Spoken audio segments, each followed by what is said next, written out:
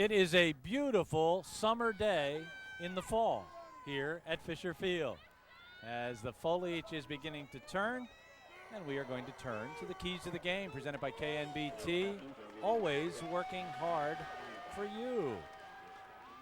Well, key number one, it's a big or a Biddle curse because Dick Biddle has never lost to Lafayette in his 10 seasons. He is 9-0. Frank Devaney has never beaten Colgate. He's 0-5. We talked to Frank about the curse. Here's what he told us. For me, I at least as an assistant here at Lafayette have had opportunities to beat Colgate and have been able to do that, but not since becoming the head coach. We've been in a number of very close ball games with them that have gone right down to the wire, and including last year where we came up short. But you always look forward to playing in big games against tough teams, and they're as good as an opponent that we've seen to date. Key number two for Colgate, Great Scott. They have an outstanding freshman tailback, Jordan Scott, John. And he has, Gary, been one of the offensive highlights for the Raiders this year. Freshman tailback Jordan Scott has had a 4-week run as Rookie of the Week in the Patriot League. He leads the league in rushing with 128 yards per game. That includes 3 league contests. Number 3, Greater Saraceno. They have not faced a better quarterback all year as Lafayette than Mike Saraceno. And we had a chance to talk to Dion Witherspoon about their quarterback. Here's what he told us. Their quarterback, he has good vision on the field. If he doesn't see anybody open, he'll pull the ball down. He has real great quickness. Their running back, he's a freshman, but he's playing like he's been there before, like he's played before. He breaks pretty good amount of tackles, and all the way to their receivers. They catch the ball great. They have quick moves. They just have a pretty balanced offense, and we got to prepare great for them. Saraceno leads the league in passing yardage and total offense. On the Lafayette side, it's time to separate. They have the exact same record they had last year with the exact same wins, and against the exact same teams have they lost. So we talked to Brandon Hall and Dion Witherspoon about separating with this ball club.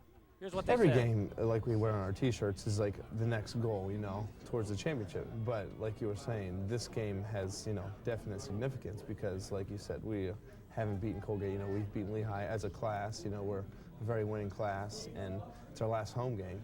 And so a lot, comes into play for this game. So we're definitely looking at this game, taking that next step, turning it up one more notch, for this, the gate coming into our turf for the very last time, and for our seniors, we're in control of our own destinies. Yeah, we never had the opportunity to beat them. We've had pretty close games the last few years, and be able to come into this game and to know the importance of it, and especially on the outlook on the rest of our season, is a great emphasis for us. And just coming in this game with so much focus on not letting what happened the last 3 seasons happen, or all those, like you said, those 10 years before. Just this is the turning point of the year that we have to make ourselves known. And one of those guys, too, that will be all important today has some age-old wisdom. They may count on that wisdom, John, of Drew Brown. He's 23 years old. And he serves as the inspirational leader for this team. He's a 4-year Lennon winner, but like so many of the other seniors, all of the other seniors, no wins over Colgate. And no turnovers, John. The last key. Lafayette has been smitten with turnovers in the last few ball games. They have to stop fumbling and stop throwing interceptions. Yeah, they've been prone to them in recent weeks, but equally important and kind of compounding the problem is their inability, Gary, on the other side of the ball to create turnovers. So we'll see how the turnover factor figures into the outcome today. Well, one thing that's changed already is Larry Johnson is not back to receive the kickoff. Instead, it's Sean Adair, the 5'10 freshman. So Larry Johnson maybe will not be used on special teams today. Here's the kickoff of this all-important Patriot League game. Glad you are with us. Sean Adair at the 1-yard line. 15-20. I think I saw a penalty flag. So this one's coming back. There's a fumble on the play. It is down. And Colgate is going to come up with the football. So hold everything, and John, there's one of those turnovers you worry about. That's exactly right, Gary, and the referee throwing his hat or throwing a beanbag indicates that it was in fact a fumble. Now we'll wait to see if the penalty is in fact against the Leopards. If it is, it's a hold. It's against the Leopards. Colgate will decline, I'm sure, and Colgate forces an early turnover. Chris Williams came up with that fumble recovery. We will listen in to referee Paul Zukas.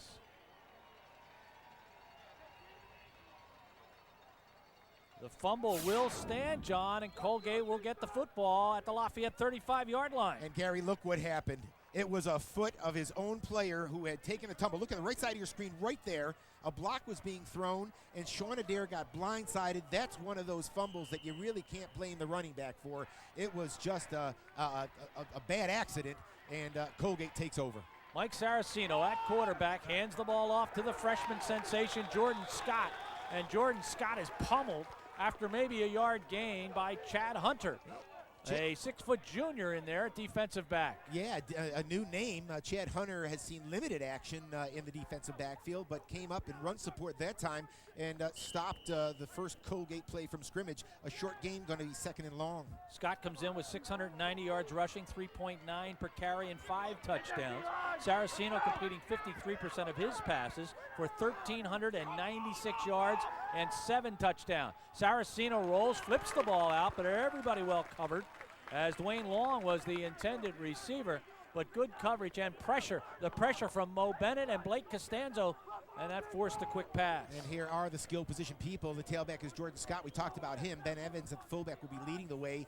And, of course, Kenny Parker and Dwayne Long are the wideouts at tight end as we take a look at these big guys up front. Wurst, Mulligan, Sofalski, and Ryan Hall and Steve Jonas. Those are the big guys up front that will have to protect Mike Saraceno today. Lafayette wanting to come up with a big defensive play here early on a 3rd and 9, and nice job defensively for Lafayette. Chad Hunter is there to slap that ball away.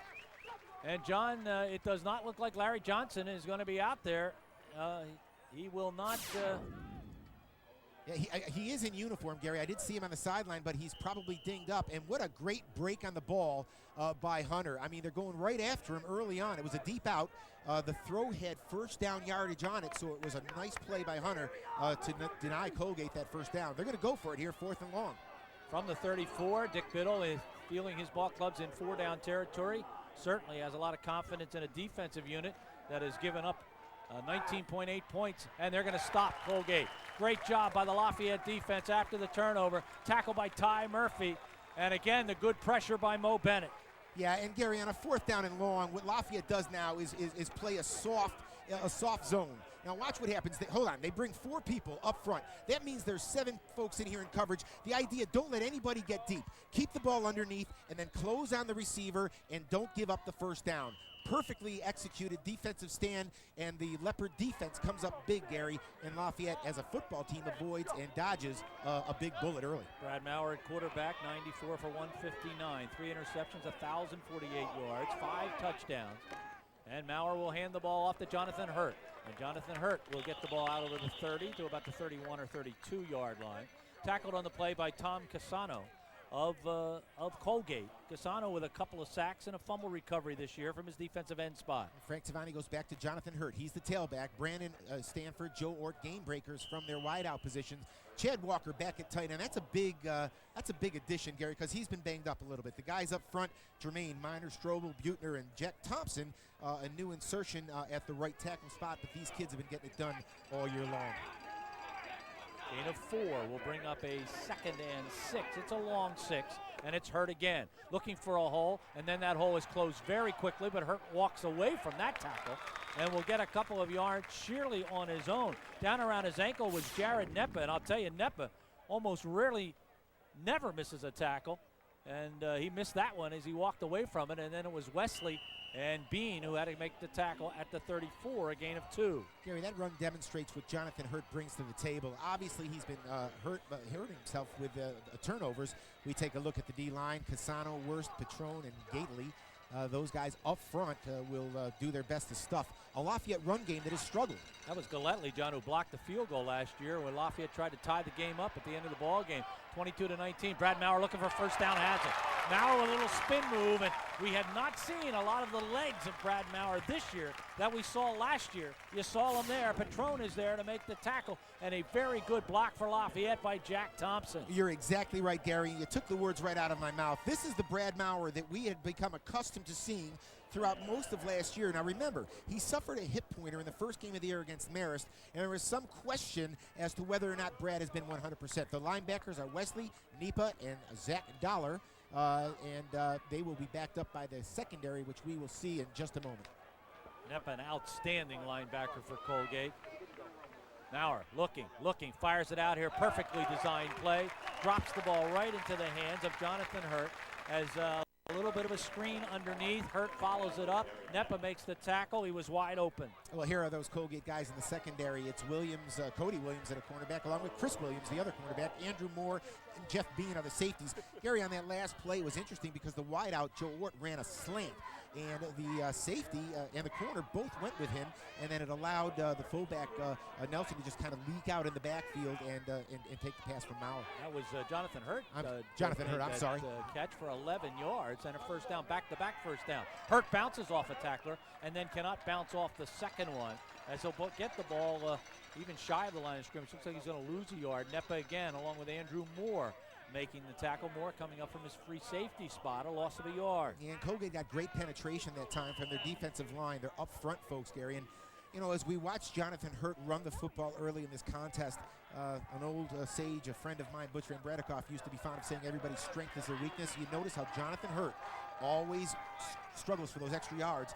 That sometimes leads you open and prone to fumbling the football. Fake to Hurt. Maurer looking. He's going to flip the ball out here. That'll be a good catch, I believe. Yeah, nope, they're going to say the ball was juggled. So therefore, it will not be a good catch. So that pass intended for David Nelson. And the Leopards will look at a 3rd and long. They need 11. Yeah, the pass was thrown pretty much, Gary, where Brad Maurer had to throw it. It's just a matter of Nelson running out of real estate. Right here, that's just about where it had to be. And yeah, his feet were down, Gary, but the referee right on the play ruled that he did not have possession. Chris Williams there to knock him out of bounds and maybe cause that juggling act and cause the incompletion. From the 46, 3rd and 11. Brandon Stanford in motion. Stanford leads the team in catches with 36. Maurer back, drops the ball off to Stanford. He's got the first down with that little second effort move. As he'll get the ball down to about the 32-yard line. Tackled on the play by Williams. That's Cody Williams. Good play, Maurer to Stanford. Watch the move at the end of this reception, Gary. You see the time afforded Maurer by the offensive line. It allows Brandon Stanford to come all the way across the field underneath the defense. Now this is like having a punt returner at the end of a wide receiver's reception. And Brandon Stanford, with that last move, gets the first down. Stanford now over 400 yards catching the ball. He's got 3 touchdowns and 37 receptions on the year. Jonathan Hurt. Hurt will fall forward to maybe get a yard at best. As down around his ankles is number 86, Josh Wurst, the tackle.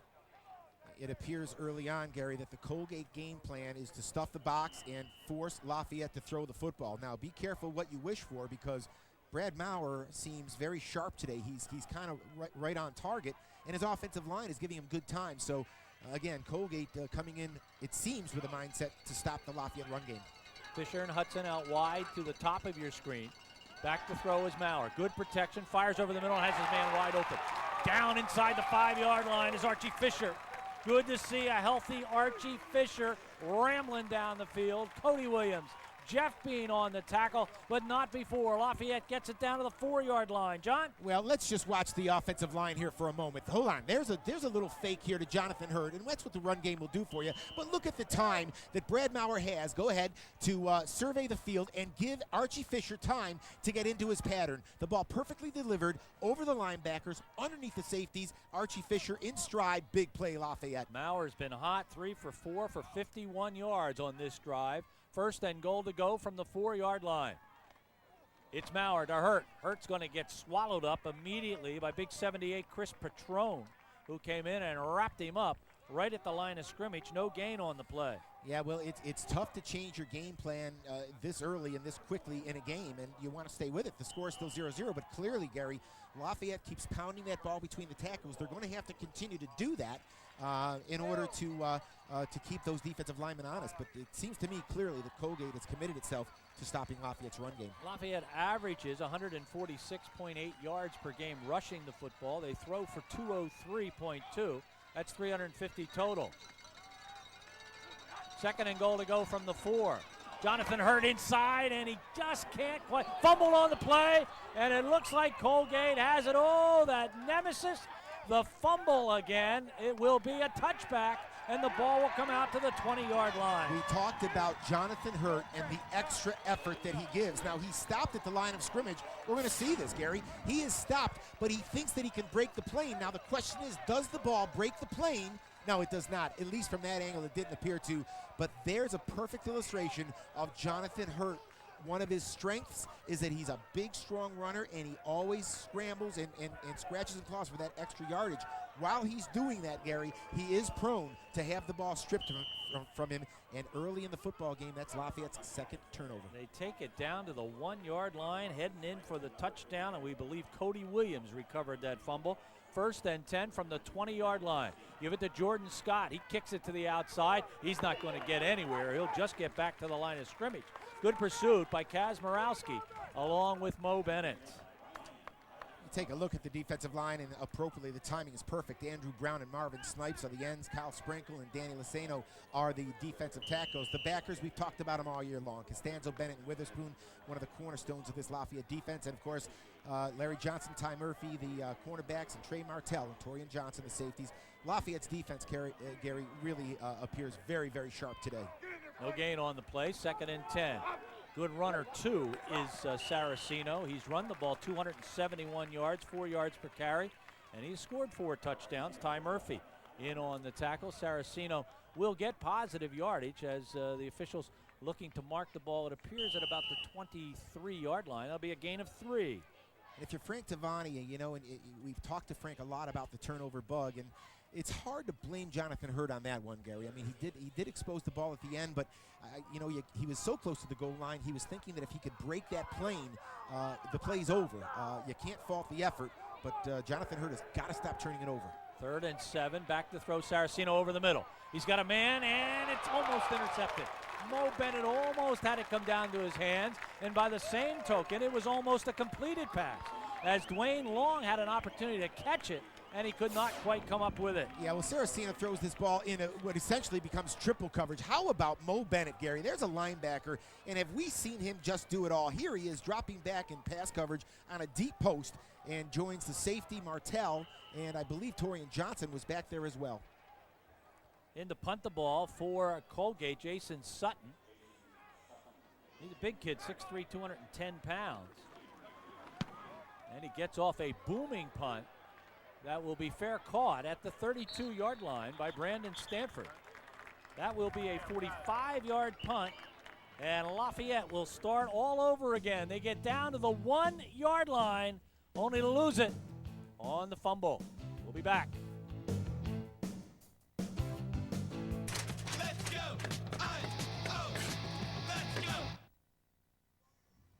The Leopards ready to put in play their actual second possession. Jonathan Hurt is back in at tailback. They fumbled on the kickoff and then fumbled on the 1-yard line. Give it to him right away. Good play. Good Give call. Give it to Hurt. Hurt says, look, I'm going to try to make up for that fumble and move the ball, and he does a nice job. He'll pick up 5. Jeff Bean in on the tackle. Might get a chance to see him come through the line again. Now watch Jonathan Hurt. Now, Gary, Frank Tavani talked to Jonathan Hurt about running behind his shoulder pads. When he gets the ball, stop it right now. Look, he's behind his shoulder pads. This is what Jonathan Hurt has to do to protect the football, Gary. He cannot run straight up and down. I'll tell you, he still brings to the table in that running game something that the others don't do, and that's power running. 2nd and 5 for the Leopards. Back to throw and looking for Joe Ort, and Ort uncharacteristically drops the ball and then takes a shot in the face from Cody Williams. Yeah, that's a very interesting little extracurricular move right there, but little incidental. But the ball it's a very uncharacteristic drop by Joe Ort, because the ball was right here in his hands, and I think he may have been thinking about turning that thing up the sideline before he had secured the football. 7 catches, 128 yards, and 2 touchdowns. That's what he did last week against Bucknell. 3rd and 5 now from the 37. Lafayette converted 3 consecutive third down tries, Gary, on the last drive. Let's see if they can make it 4 in a row.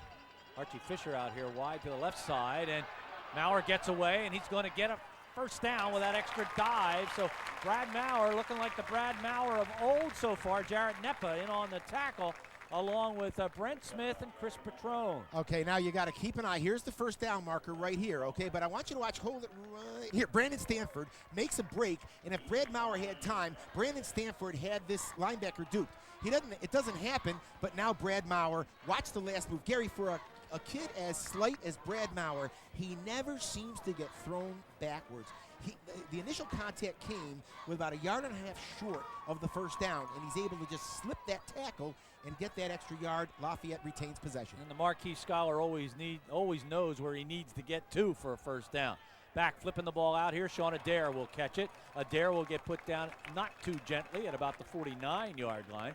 Zach Dollar getting his money's worth at the 49-yard line. You waited all week long for that, didn't you? I mean, and you know, let's talk about winning first down a little bit, Gary. Lafayette has had extraordinary success so far on their third down conversion rate. That's related directly to success on first and second down. If you consistently are faced with third down and 9, third down and 11, your percentage is going to go way, way down. Lafayette doing a good job on first down so far. 2nd and 4 from the 49. Give it to Jonathan Hurd. He'll get about 1 yard as he'll get right to midfield before he gets gobbled up by Galletley, Jeff Galletley. As we said, the hero of last year's game for Colgate when he blocked a field goal that would have tied the game at 22. So far, Lafayette using the run game just to try to keep Colgate honest, Gary. The most effective gainers have come through the air. But having said that, they'll continue to have to pound the ball between the tackles to keep Colgate honest. 3rd and 3. Now in the gun will run the option. Trying to get it to the outside, and he fumbles the ball and puts it on the ground.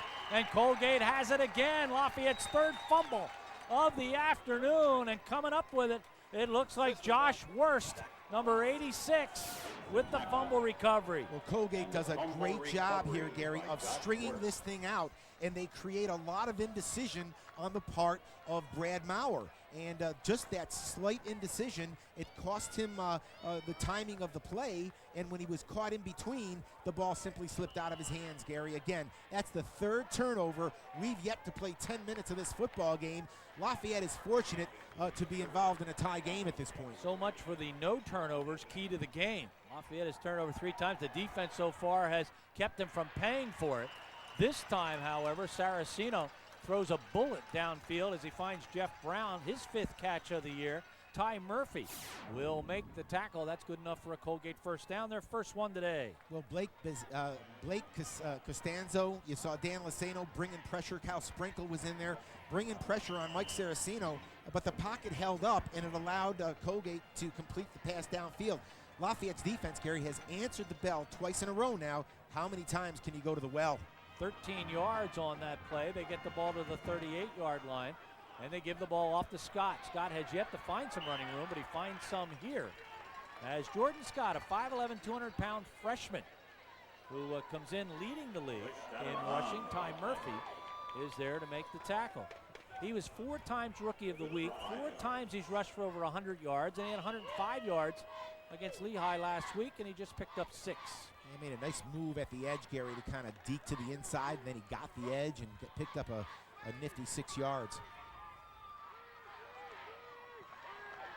2nd and 4. Saraceno, deep drop, flips the ball out here to Scott. He's got the first down. He gets chased and run down by Dion Witherspoon. Witherspoon will run him out of bounds at the 21. That's a gain of 11 and a first down. Yeah, Gary, now what Colgate did is they had 3 wideouts running vertical patterns, and what that does, as we see, Saraceno has his choice. Hold on. He's got his tight end here off the line of scrimmage, and he's got his running back, but the 3 deep vertical patterns allow all kinds of room underneath, and you get the ball to Scott in open space, and that's a problem. 1st and 10 from the 21-yard line. Saraceno back, can't find a receiver open, and Mo Bennett will swallow him up. Also getting there is Danny Laceno and also Kyle Sprinkle. So the triumvirate meets at the quarterback. First sack of the day, and we don't know how they'll divide it up, but Bennett came in with 5.5 sacks, and Laceno came in with a sack. Boy, let's have a meeting at Mike Saraceno, said those 3. And Gary, that was an event that was waiting to happen. They had been so close. But give credit to Saraceno. He's got a quick release, reads the defense as well, but that time the Lafayette defense got to him. Loss of 2 on the play makes it 2nd and 12 from the 23-yard line. And now Colgate's going to call a timeout. Something not right down there, and ironically, it's the freshman who looks to the sideline and says, I know there's a problem here. And you see an unhappy Dick Biddle. You know who's also unhappy? Dan Mounty, because we haven't had time to go down on the field. So, Dan, you've got it as long as you want it. All right, Gary, thanks a lot. Chad Hunter is the man of the hour for the defensive backs for Lafayette as he comes in to take the place of Larry Johnson, who is available today, but because of a sprained ankle on one of the last plays last week against Bucknell, is being kept in reserve for today's contest. Other defensive backs are strong and looking good. We know that we have the defensive back who is coming back from an all-league performance. Ty is back to be a cornerback as well. Everybody else looking healthy. Look for the return men today, Gary and John, because Brandon Stanford, while Johnson can't perform, is still one of the top punt returners in the league and also one of the best in the country. Now back to you. All right, Dan, thank you very much. We've got some out-of-town scores brought to you by Easton Coach, the Lafayette Leopards' choice for top quality. Georgetown Lehigh. Lehigh leads 3-0. 10 minutes to go in the first period. Colgate Lafayette right here, and Bucknell Fordham, that game starting at 1 o'clock. Keeping it is Saraceno, cutting it to the outside and then back inside before Trey Martell is there to put him down, as there'll be a gain of 5 yards on the play. And here's John with some drawing. Yeah, okay, now watch, hold up, right here, boom, there's the fake. Look at everybody go to Scott, who has been so effective, and then Saraceno goes against the grain, gets a nice block from his big tackle. That's number 77, Jeremy Wurst, who does a nice job on the linebacker, and that time allows Saraceno about a 4 or 5 yard gain. So a big 3rd and 7 for the Lafayette defense. Saraceno hands the ball off this time to running the ball for the first time, J.J. Bennett, who came in with 115 yards, 4.4 yards per carry.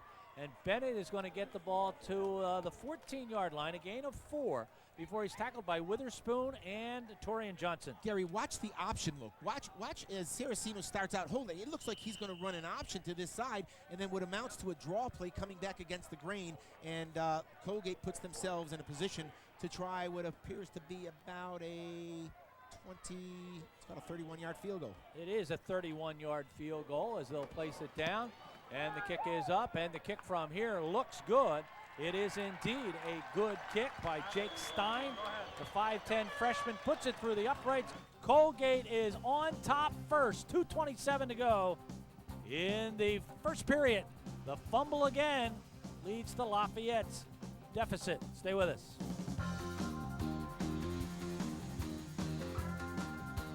Welcome to the Lehigh with 5 convenient area locations.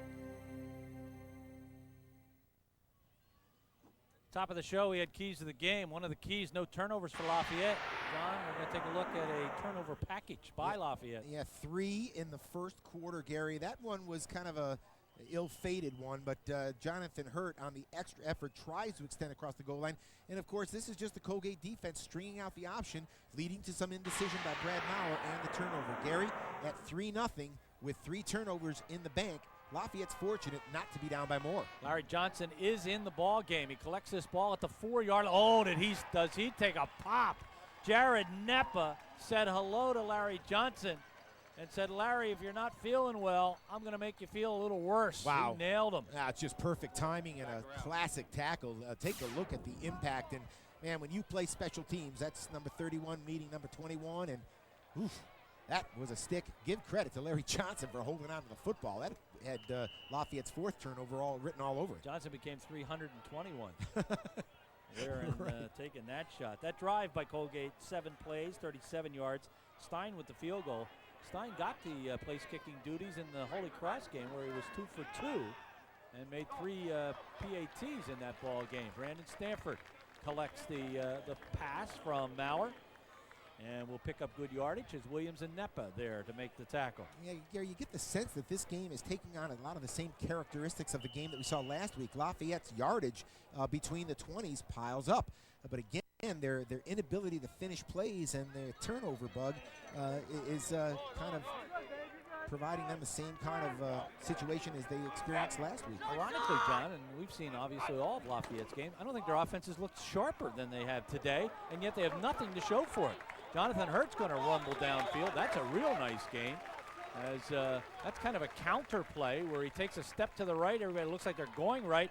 Then he counters back and follows Drew Buechner. Cody Williams with the tackle. Yeah, and you know what, Gary? We don't see it. There's Buechner right there with a great tackle and nice patience by Jonathan Hurt to wait for that block. But we didn't see it in that replay, Gary. But that was very nearly a busted play. There wasn't a clean handoff between Brad Maurer and Jonathan Hurt, and that may have blown up the timing of the defense just a little bit. Lafayette's 6th first down of the game. And it brings up a 1st and 10 from the 39. Trips right. Option this way. Oh, my goodness. Guess who? Mr. Nepa again. Yeah, that was helmet to helmet. Wow. On Brad Maurer. Yeah, well, that's a stick right there. That is, watch Brad Nepa, and you know what you got like, boom. Now watch his reaction if we'll keep it all the way through. He kind of gets up and, okay, day's done.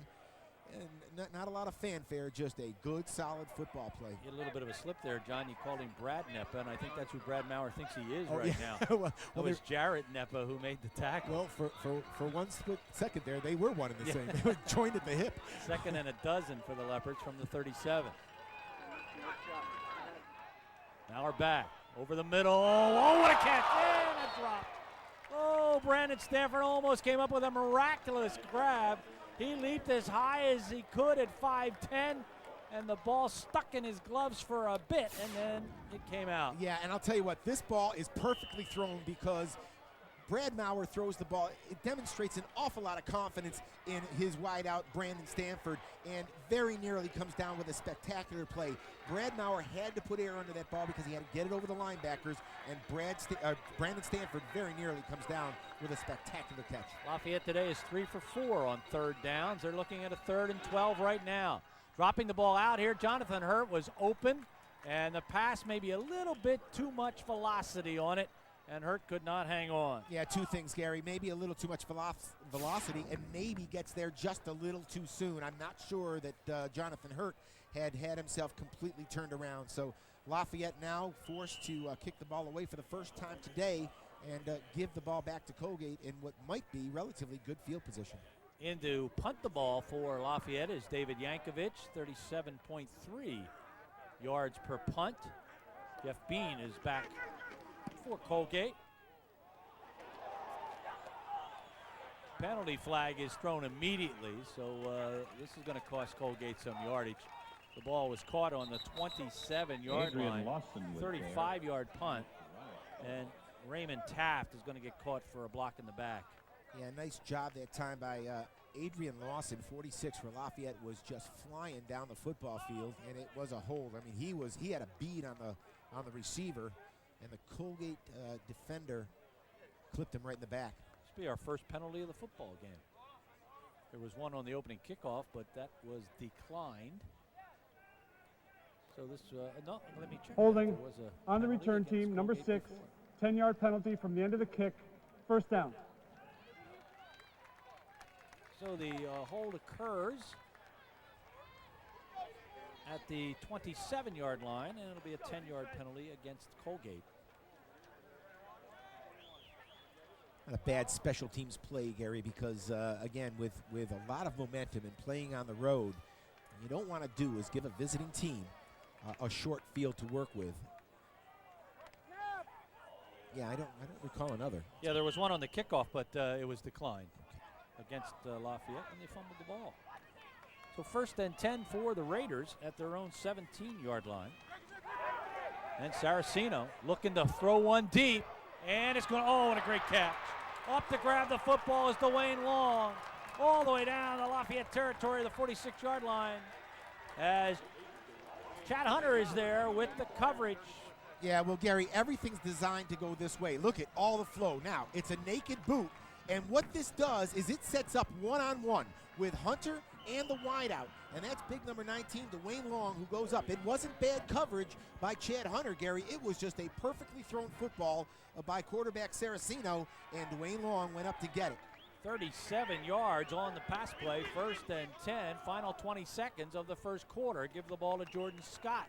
He'll move the pile for a couple of yards as he'll get to the 44-yard line, as he's tackled on the play by Eduardo Sanchez. Eduardo Sanchez. with the tackle. That is going to take care of the first period of football. Colgate on top by a 3-0 score as we take a look at Dwayne Long. Colgate goes long. We'll be back, 3-0.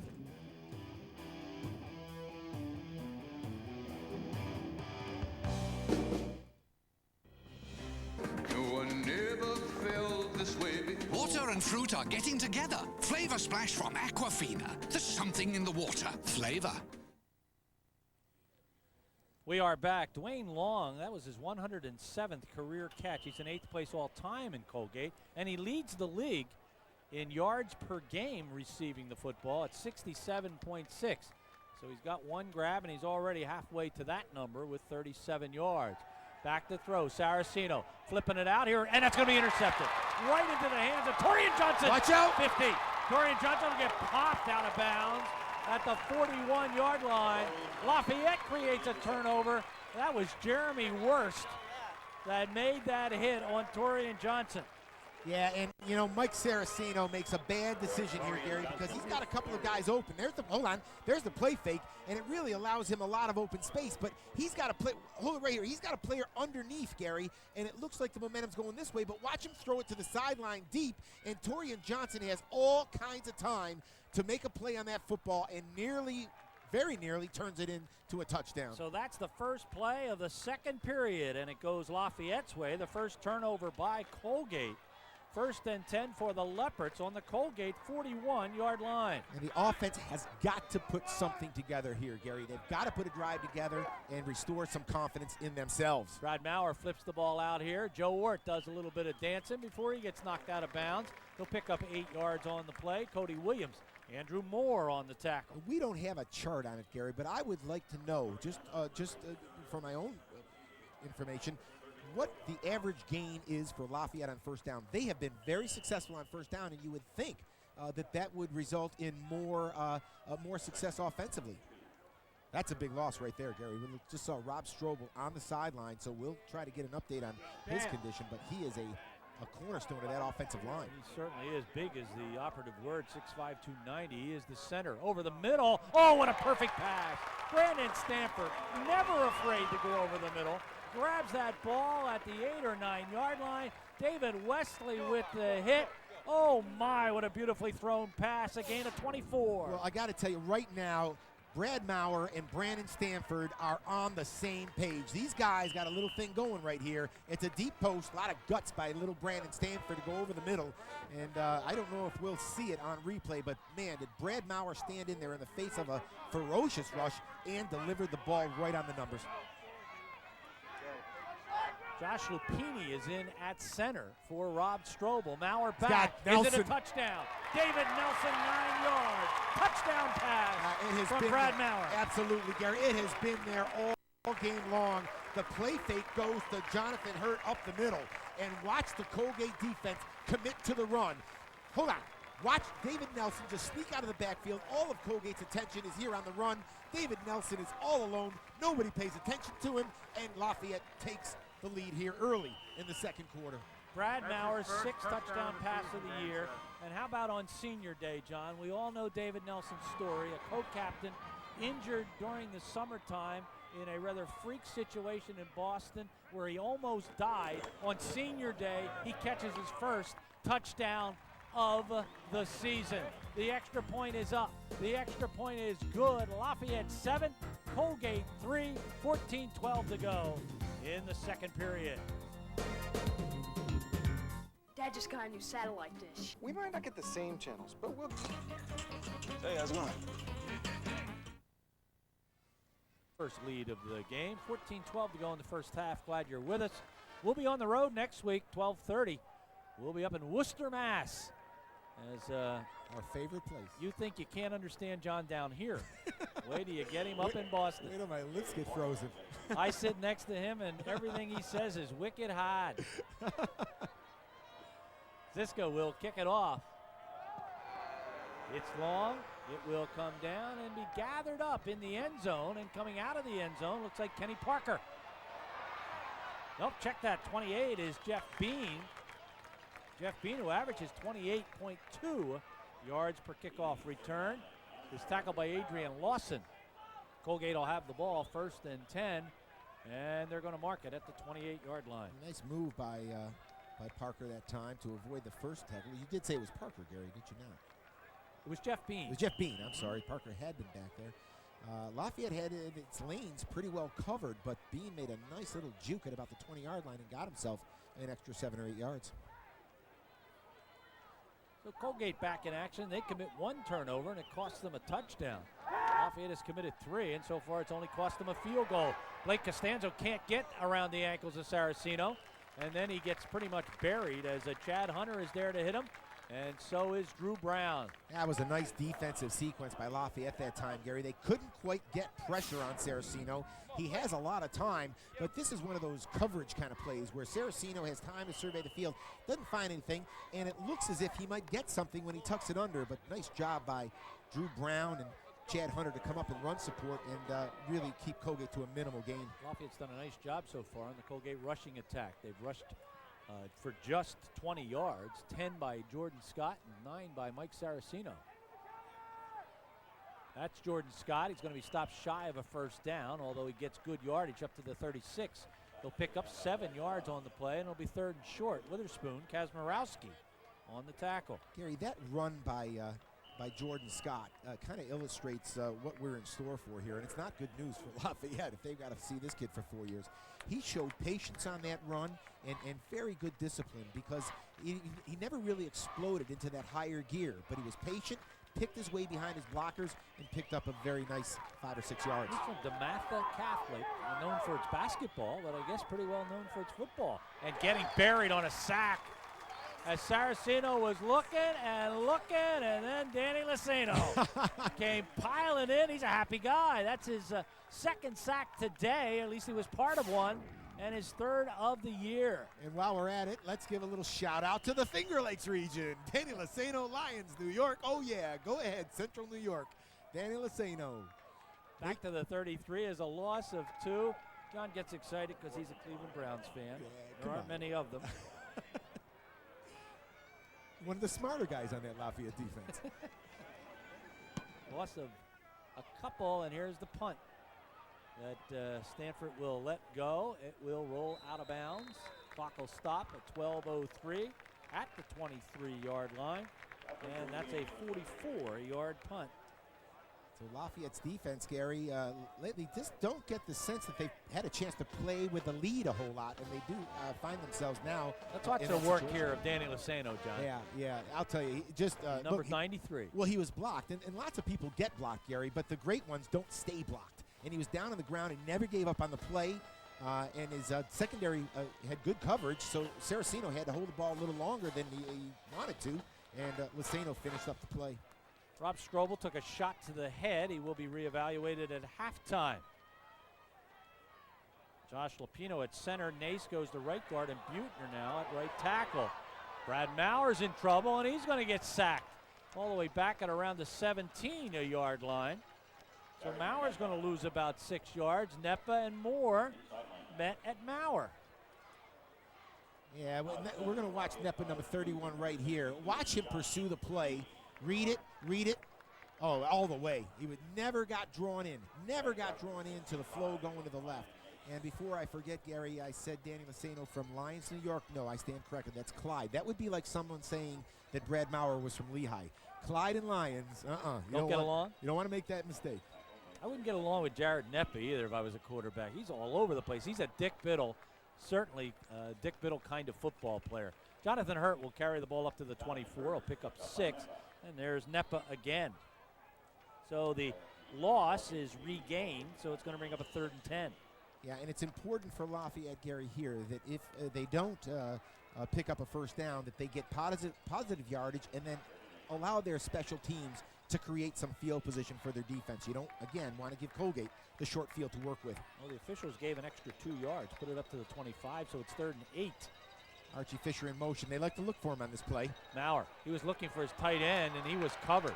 He was looking, I believe, for Chad Walker, and Walker was picked up immediately. Good coverage for Colgate by Sam Breslin. Josh Wirtz is there to make the tackle. Yeah, and you get a sense that, I'll tell you what, Nepa is got one thing in mind. He comes on a delayed blitz, fights off the block, and again, very much like Danny Lasano on the previous play, rolled off the block, played off that block, and made the play. That's what separates the good ones from the great ones, Gary. So Yankovic is forced to come in and punt the ball away again. As the Leopards this time on offense failed to move the ball. He shanked it. And David shanks the ball, and that's going to give Colgate great field position where the official's going to mark it. And he just basically 40-yard line, John. That's yeah. an 18-yard punt. Let's take a look at senior Pat Davis. He's the second-string quarterback for Lafayette, and he's been very important. You got to look at him there, number 16. He's been very important all year as that second stringer, but he's been the long snapper, John, his whole career. Yeah, he has, Gary, and he's been the backup quarterback, and he gives nothing but 100% effort every time he goes out onto the field. And he's one of those guys that it wouldn't surprise you in a couple of years if he finds himself coaching this game someplace. But, Gary, I don't want to jinx him, but when is the last time you remember a bad snap from center in a punting situation? He's never had one blocked. In his 4 years here, they never had one blocked. Jordan Scott will carry the football, and he'll get engulfed by a bunch of maroon uniforms. Colgate has to think they're running against themselves. Both these teams have very similar colors, as Stovall and Bennett are there to make the tackle at the 39. Gary, with the gain of 1. I'm sorry, Gary. With the 3 turnovers now in the shanked punt, Lafayette's defense again faces its fourth situation in which they've had their backs to the wall. Let's see if they can answer the call again. They've only given up 3 points to this point. That was almost like a turnover. Exactly. An 18-yard punt. Here comes the pitch back to Scott. Dick Biddle wants to play some hard-nosed football, and right now it's mono on mono because the Lafayette defense is as solid as the Colgate rushing attack is solid. Ty Murphy comes up to make the hit. Well, you know, Torian Johnson is one of the guys that really changes the play here, though, because he gets great penetration and he makes Scott take a different angle, and that allows Ty Murphy to come up from the edge. But the one thing that John Luce has brought to this defense, Gary, is their speed, and we caught that play after it had developed, but Torian Johnson came 3/4 of the way across the football field to blow that play up. John talked about them coming in angry. The 50 points they gave up last week were the most they've ever given up in Hamilton, New York. Good play by Justin Stovall to come up and make that hit immediately on David Morgan, who catches his second ball, and he just does get the first down, as it'll be a gain of 6. And this was an absolute laser shot, Gary, from Saraceno. There was no room to squeeze this ball in, and he threw it. You'll see it right there. It was a well-run pattern, and a great job by Saraceno to squeeze that ball in for a first down. Just got the first down. Needed to get to the 30, got to the 30. Saraceno back, flips it out here. Trey Martell is going to get called for pass interference, as Martell kind of all over the intended receiver. Well, that looked like Ben Evans. Yeah, but you know, Gary, it is going to be pass interference, but the question is, was that ball already past the receiver? We'll listen to the call. Pass interference on the defense, number 47, spot foul, automatic first down. So the ball's going to be placed at the spot of the foul, but let's watch where the ball is. Now, okay, there's contact just beforehand. I'm not sure, though. There was such pressure on Saraceno that play was going to be completed anyway. Of course, Trey Martell can't know that, and Colgate picks up a first down. Ends up being a 2-yard penalty. Ball on the 28-yard line. It's a spot foul, so they spot the ball where the penalty occurs. So it's 1st and 10. They get another first down out of it. First down number 5 for Colgate. Hand the ball. Well, don't hand the ball off. Saraceno keeps it on a quarterback keeper as he gets the ball to about the 25. That'll be a gain of 3. And, Gary, that's kind of, I think it was Justin Stovall on the stop. And, again, we'll watch Justin Stovall fight off a block in the middle of the picture right there. Look at, nice job by 54 Justin Stovall to fight off that block and make the play. Gary, when Colgate comes out in the spread formation, and they're in that spread formation again, actually it's a power I, but the splits are wider, you want to be cautious of the quarterback draw. 2nd and 7. Lafayette blitzing. Here they come, and Scott's going to get hammered. Trey Martell meets him head on. Nice job, too, of breaking up the play by Mo Bennett. Well, it was a draw, but it wasn't a quarterback draw, and Trey Martell had it covered the entire way. Here he is on the left side. Okay, we're going to go to the telestrator real quickly here, and here he is. Now watch him kind of loop and then come in, and he plugs that hole. Great job by Trey Martell, reading that play all the way. So the 3 yards they got on first down, they now lose on second down. And it's going to bring up a 3rd and 10 from the 28-yard line. Big defensive play here for the Leopards. They lead this ball game 7-3. Spread formation. Watch out for the draw, though they will have 5 in the pattern. Lafayette drops back. They just come with the front 4. Firing over the middle, and it's almost intercepted. Lafayette had that one all smelled out, as that was intended for Dwayne Long. And a whole bunch of Leopards there to bust it up. Torian Johnson being the one who knocked it down. Well, now we're going to count the maroon shirts, and Colgate kind of goes for broke here. Now watch as the play develops. They've got 4 people in the pattern. Hold on. They're here, they're here, they're here. Now watch what happens in the middle of the field. In the circle, we're going to count. Hold on. 1, 2, 3, 4. I should use my little numbered circle. 1, 2, 3, 4, 5. How many of them? Boom. Oop, no, that's a different guy. Look at those numbers. He's out of control. That's the first time I've used the numbers. I like the numbers. By the way, John, I had bingo. This will be a 45-yard field goal from Jake Stein. He already has 1 today. The kick is up, and the kick is wide left. It's no good. And the Lafayette Leopard defense holds. 7:11 to go in the first half. Lafayette 7, Colgate 3. Stay with us. He's out of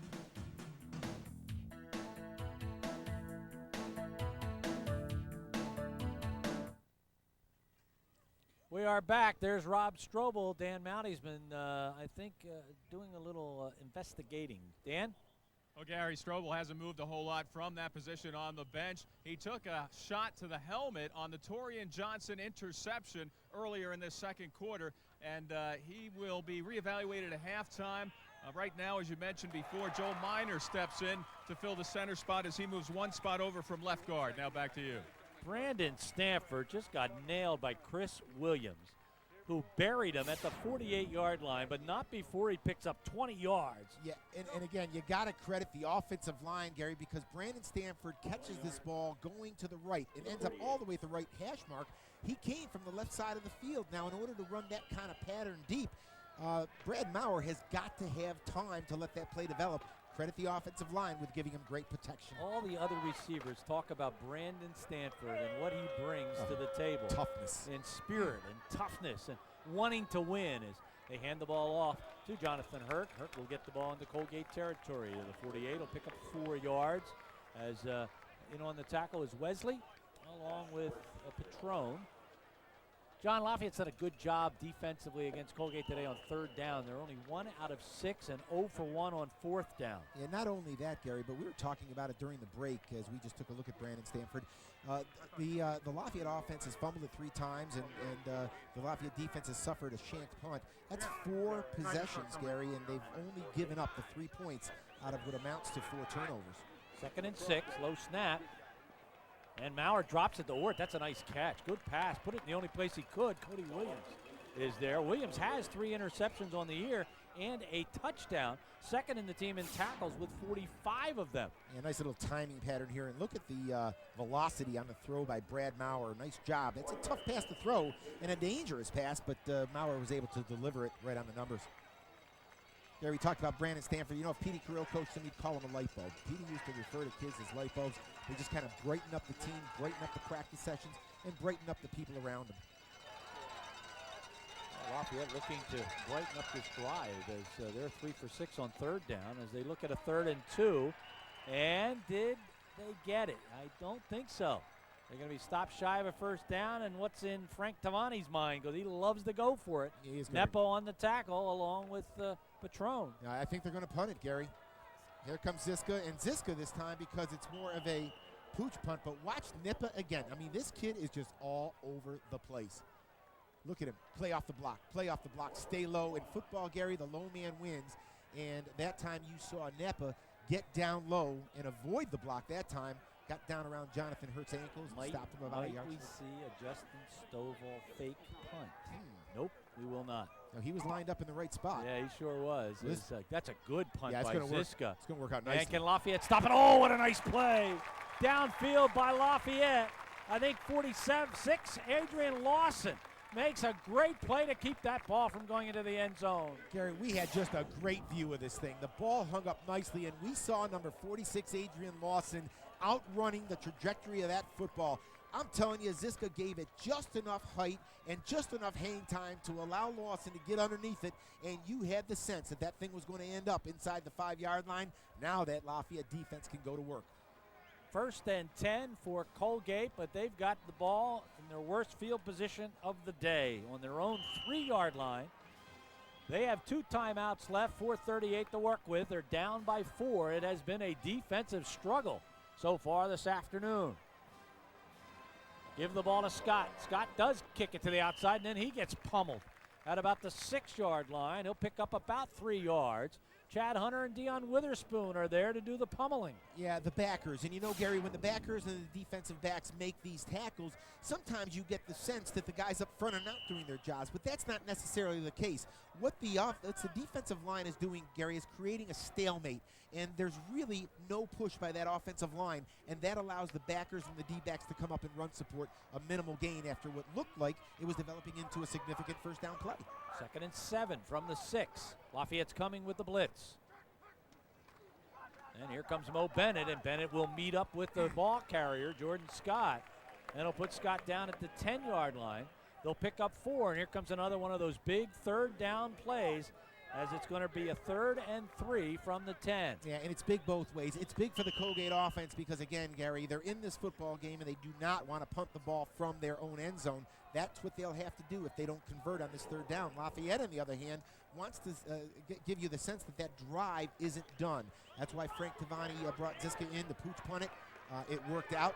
Now they got to capitalize with a 3-and-out. Colgate came into this game leading the league in 3rd down conversions. With the ball, Saraceno, and he's going to step away from a tackler and get big yardage. So he gets to the 25. Torian Johnson will put him down at about the 26. He stepped out of a tackle that would have kept them from the 1st down. Costanzo could not get his arms wrapped around them. Well, here's Costanzo. Watch him come off the edge on the blitz, and he goes for broke, fights off the tackle, and right here, he's got a chance, and he just misses. And once he misses, Gary, when you pop that blitz, you're essentially Colgate ran right at the blitz. And if you can get by that first wave of on-rushing tacklers, Gary, you've got open space because that 2nd level isn't there anymore. Yeah, it looked like Blake was thinking it was going to be a run, and then when the quarterback stepped up, he stepped right into his arms and right out of his arms. 1st and 10 from the 26. And the handoff. And again, good yardage this time. He's just squirming his way up over the 30 to about the 33, 34-yard line is J.J. Bennett. Witherspoon and Laceno on the tackle. Yeah, Gary, watch the work of the offense. This is Todd Mulligan right here, number 70, cross-bucking right here, and watch him take Sprinkle out of the play, and look how low this freshman Scott gets, and I'm telling you, that's a big-time run. Do people still cross-buck? Cross-buck. Remember the cross-buck? I do remember it. How old am I? It's a cross-buck. I don't remember that. Oh, yeah. Saraceno back, looking, rolling, looking, firing. He threw the ball against his body, against the grain, and threw it right to Kenny Parker, who will grab the ball up at the 46-yard line and pick up a 13 yards. Blake Costanza, Torian Johnson make the tackle. Boy, this is not an easy throw under duress. Look at the pressure on Saraceno, but he hangs in there and throws a bullet, Gary. And that is just a great hands catch by Kenny Parker. And I'm sorry, did I call Kenny Parker Scott on the previous run? I may have done that. Scott's now, it was J.J. Bennett on the previous run. Okay, that was J.J. Bennett. Then he's already thrown to 6 different receivers today, has Saraceno. Here comes J.J. Bennett. Bennett will just get back to the line of scrimmage. So all of a sudden the clock's becoming important. We're down to 1:38 and counting. Kazmarowski with the tackle on Bennett. No gain on the play. It is warm down there, Gary, unseasonably so. We've got to be in the mid-70s, and what Dick Biddle has been doing is kind of gone to a running back by committee. We've seen a couple of different running backs. Obviously, Saraceno is spreading the ball around to his receivers, so if fatigue becomes a factor, Colgate using a lot of different players. Any chance we can bottle this up and take it to Holy Cross next week? Please. Last year we couldn't buy enough clothes. Saraceno throws the ball out here, intended for Eric Burke. It'll stop the clock with 1:08 on the clock. As 6 for 12 now for 86 yards. We take a for look at, Saraceno. I'm sorry, Gary, the Colgate Brain Trust, Dick Biddle right there. And yeah, he knew this Patriot League season had Lafayette, Lehigh, Colgate written all over it. Holy Cross threw a wrench, and they're still involved, but Have you ever seen a more anguished coach than Dick Biddle? oh no. Well, most Even, coaches I mean, when he wins, yeah, he's just barely unhappy. You know, so I like it so much better up here. he is a great coach. Yes, he is. Saraceno back. And looking, and firing, and broken up. Nice play, closing on the ball by Chad Hunter. Oh, has Chad Hunter done a nice job today, replacing the injured Larry Johnson. Yeah, and you know, Chad Hunter has personified what the life of a cornerback is like. You know, when he makes a great play, the spotlight is on him, and when he gets burned, the spotlight is on him. That's why they say that cornerbacks have to have short memories. You remember the 46-yard pass play to Dwayne Long when Chad Hunter was locked up one-on-one with him. Well, Chad Hunter is winning more matchups than he is losing this afternoon. Brandon Stanford, an 83-yard punt return last week for a touchdown, is back to receive the punt of Jason Sutton. Boy, Sutton gets a lot of air under the ball. Brandon Stanford bobbled the ball, but did hang on. They'll mark it at the 25. That'll be a 29-yard punt. Gary, does Brandon Stanford have soft hands? That's the classic illustration of what soft hands are all about. Watch Brandon Stanford bobble this ball, and then it's like a cushion. He just kind of cushions it, cradles it. This is as close, I suspect, to a Brandon Stanford fumble as you're going to get. We have a penalty flag down on the field. It's going to be against the Leopards. Now, if you're a Leopard fan, hopefully it's going to occur after the punt. Frank Devaney is upset about something. Of course, Frank and the officials never are too congenial with one another. You see him pacing. We'll listen to the call. After the play, personal foul, number 31, 15-yard penalty, first down. Wow. Deion Witherspoon on special teams. That may change their whole philosophy here. I think this will be a half the distance to the goal line, not quite 15 yards. Yeah, you're right, Gary, because we're under a minute. We're at 55 seconds, I do believe. And Lafayette now. We're going to get timeout called here by Colgate. Oh. Aha, that's a big difference. That's on Jared Neppa and not on Deion Witherspoon. That's a somewhat significant correction. Like 30 yards worth. That will be a 15-yard penalty the other way. Yeah, and now Lafayette's offensive philosophy is that 55 seconds is a long time. Yeah, they're going to get this ball all the way up to the 41-yard line. And they've got 3 timeouts left. And, John, I think with a light out, there's 59 seconds on that clock. Yeah, well, I was taking a guess there because there is a little bulb there. And Lafayette, I don't know if Bruce Ferretti paid the electric bill. Let's get Bruce on the phone here.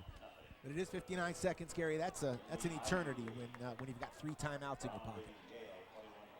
Out of the shotgun, Brad Maurer. He's gone all the way today. Brandon Stanford in motion. Maurer back.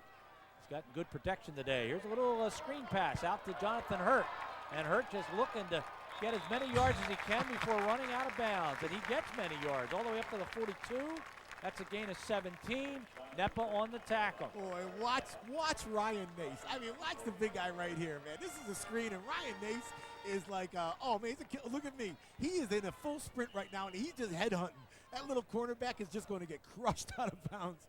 I'm telling you, we saw that play develop the whole way, and Ryan Nace was having some kind of fun. First and 10, Lafayette, Colgate territory at the 42-yard line. 48.8 seconds to go. Still 3 timeouts left, so they've got an eternity. Maurer steps up, and he steps out of a tackle, not out of Neppa. Neppa doesn't let anybody get by him. And now Lafayette calls a timeout. That will be their first. And they'll stop the clock with 37.9 seconds to go. 36-yard line would be a gain of 6. Yeah, nice awareness by Brad Maurer that time. You know, we talked this week to Lafayette. There was an article in the paper this week about Lafayette, some of the fans complaining that they're not getting any style points. In other words, they're not winning by enough points. Well, we talked to Frank Devaney, Brandon Hall, and Deion Witherspoon about whether you need to win by style points, is what they said. I don't even know what style points are. All I know is a W is a W. I thought Corky Blake's article on Monday was very apropos, and you know, people forget all too soon what things were like at one time. I haven't, because I went through those things personally, physically, and everything else. And we're just happy that our football team has performed as well as they have to this point to be sitting here 3-0 in the league. I was actually just telling my friend last night, my team's the Pittsburgh Steelers, and he was kind of ragging on me, and I say, hey, guess what? A win is a win. So that's how we approach every game. We just have to score one more point than our opponent. Hey, we don't care anything about style points. We take a win any way we can get it. Brendan Hall made a good point there, Gary. I'm not too thrilled about his choice of favorite teams in pro football, but his point is well taken. From the 36-yard line, 2nd and 4 for Lafayette. Blitz, watch out. Maurer is going down, and the Leopards might have to use another timeout. They will right here.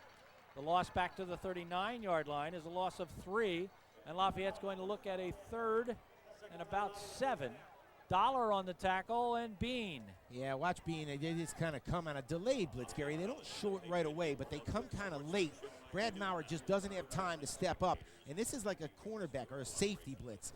And Brad Maurer just doesn't have time to have anybody come free in the secondary. That's the 4th sack today by the Raiders on Brad Maurer. Some out-of-town scores brought to you by Easton Coach. Lehigh and Georgetown have a real battle. It's Lehigh 12, Georgetown 7. With 7:10 to go in the second period. And Bucknell and Fordham are scoreless in the first with about 2:35 to go in that ball game. In the Ivy League, Brown leads Yale 21-14 at the half. Princeton over Penn 16-6 at the half. Harvard over Columbia 28-0 in the second period. And Cornell 14, Dartmouth 3 as they're closing in on the end of the first half.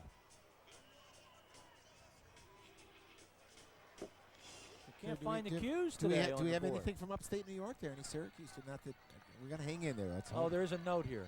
Syracuse. Stop it. Don't. Not important enough to put on the sheet. I find that interesting. Oh, Lord. We'll be back. Back to throw over the middle, and that ball is caught, but here's a penalty flag. The flag will come. It'll be a hold against Lafayette, and oh, did that come late. Wow. And, Gary, yeah, it is a hold. And now we're going to take a look at it. I think we're going to be able to see it on the left side of the screen as we do the replay in a moment. Let's listen to the call first. Holding on the offense, number 72, 10-yard penalty from the previous spot. Repeat 3rd down. I think it's going to be on Mike St. Germain, John, on the left side of your screen. Watch him right here, Gary. They've got a step, but let's see if he doesn't whiff on this play. And, well, you know what? Okay, he got him awfully late, Gary. My goodness, that's 3rd and 17. Maurer looking, nobody to throw it to, and he'll step up to the 44-yard line, a gain of 5. And I don't think Ziska has a 60-yard leg. No, he doesn't. Lafayette will use their last time out, and with 10.3 left, Gary, they'll probably put one up in a Hail Mary fashion, I do believe. Mark it at the 43, so officially give him 6 yards on the play. Here's how the ball game ended last year as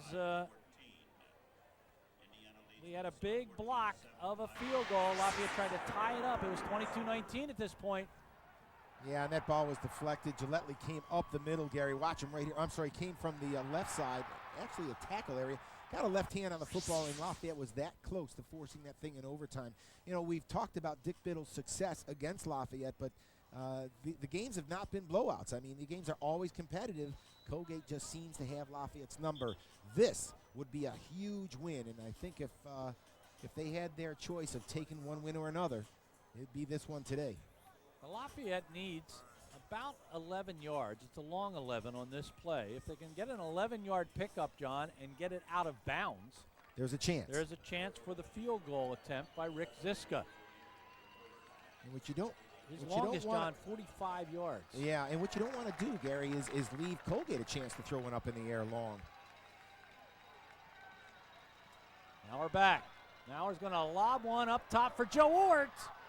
And Ort stretches out his big, long, lanky body, 6'4", and can't come up with it. Good coverage by Chris Williams. Yeah, pretty good quarterback pressure by Colgate. It was just simply 4 vertical. Watch, Gary. Here you see Brad Maurer hanging in there. And when oh, man, that's a stick. And Brad Maurer is one tough kid because he took the full force of the Colgate rush that time. And, Gary, nothing fancy as we see Brad Maurer, and that's Matt Bailey, Lafayette's head trainer, talking to him. and hopefully Brad is okay. But he took a shot on that one.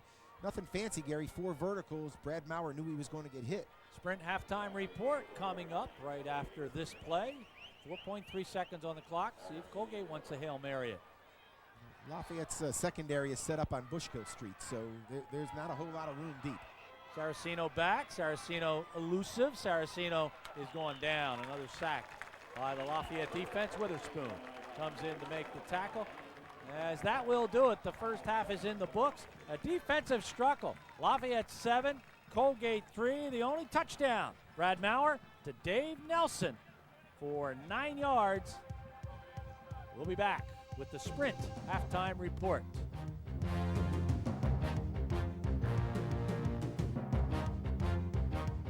Be in terms of a Patriot League championship, but Gary, as you said, there's an awful lot of football to play between now and then. Jeff Bean awaits the kickoff of Rick Ziska, and we're ready for second half action. Glad you're with us. Lafayette football on the Lafayette Sports Network from the 1 yard line. Jeff Bean will get it out to the 20 and make a good cut. And Torian Johnson will pop him at about the 35 yard line.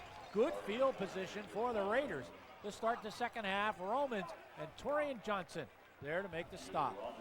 Nice special teams play by Colgate that time, Gary, to allow Bean a whole lot of room to run. Lafayette had their lanes covered, but in the one-on-one matchups, the Colgate blockers won out, and Bean hit the hole hard. They're going to take over first down here at the 35. Very even first half of play. Lafayette ran 37 plays. Colgate ran 34 plays.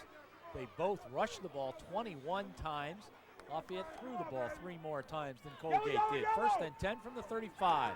Saraceno hands it off to Scott, and Scott will get almost 5 yards. I think they're going to give him 4. Maurice Bennett is there to make the tackle. Mo Bennett has just been outstanding this year. Leads the team in tackles with 92 of them. That's #1 in the league. John? Yeah, here's the young fella, Scott, a freshman, Gary. This kid, he runs low. Look at the good pursuit by Maurice Bennett, though, because I'll tell you, Jordan Scott is a quick, slippery kind of running back, and we've seen Maurice Bennett do it all throughout the years. Brad Maurer, by the way, with that completion, his last completion of the first half, moved into 10th place all time in career passing yardage. He now has 2,508 yards. Saraceno will drop this ball smartly into the hands of his wide receiver, Kenny Parker. Parker is tackled by Chad Hunter immediately. You can almost tell, John, that they're working on Chad Hunter. They know he's the one replacement on a defense that's started all 11 guys, all but a couple of ball games. Yeah, and you know what? Chad Hunter, to this point, has been up to the challenge. There's no question about it. That time what Colgate did is they rolled the pocket to the right just a little bit. That bought Mike Saraceno all the time he needed to allow Parker to get into his pattern, a simple curl in front of Chad Hunter. 100 yards passing now for Saraceno as he'll roll to his left. He gets popped, but he does get rid of the ball and get it again to Kenny Parker. Parker this time gets nailed by Ty Murphy, as this will be a pickup of 7 yards, and Colgate on the move. And once again, you roll Saraceno to the right. Now you roll him back here to the left, and it's again Kenny Parker. And you know, Gary, you talked to Dick Biddle a little bit. Actually, you talked to John Luce about the offensive scheme of Colgate. And as Saraceno rolls the pocket now, look for that draw play coming back the other way, because he told you that Colgate has run or pass written into every option. Here the handoff goes to Scott. This time he gets a big hole, and he gets inside the 35 to the 33. A gain of 7, another first down. Witherspoon on the tackle, and the Raiders are on the move out of the locker room.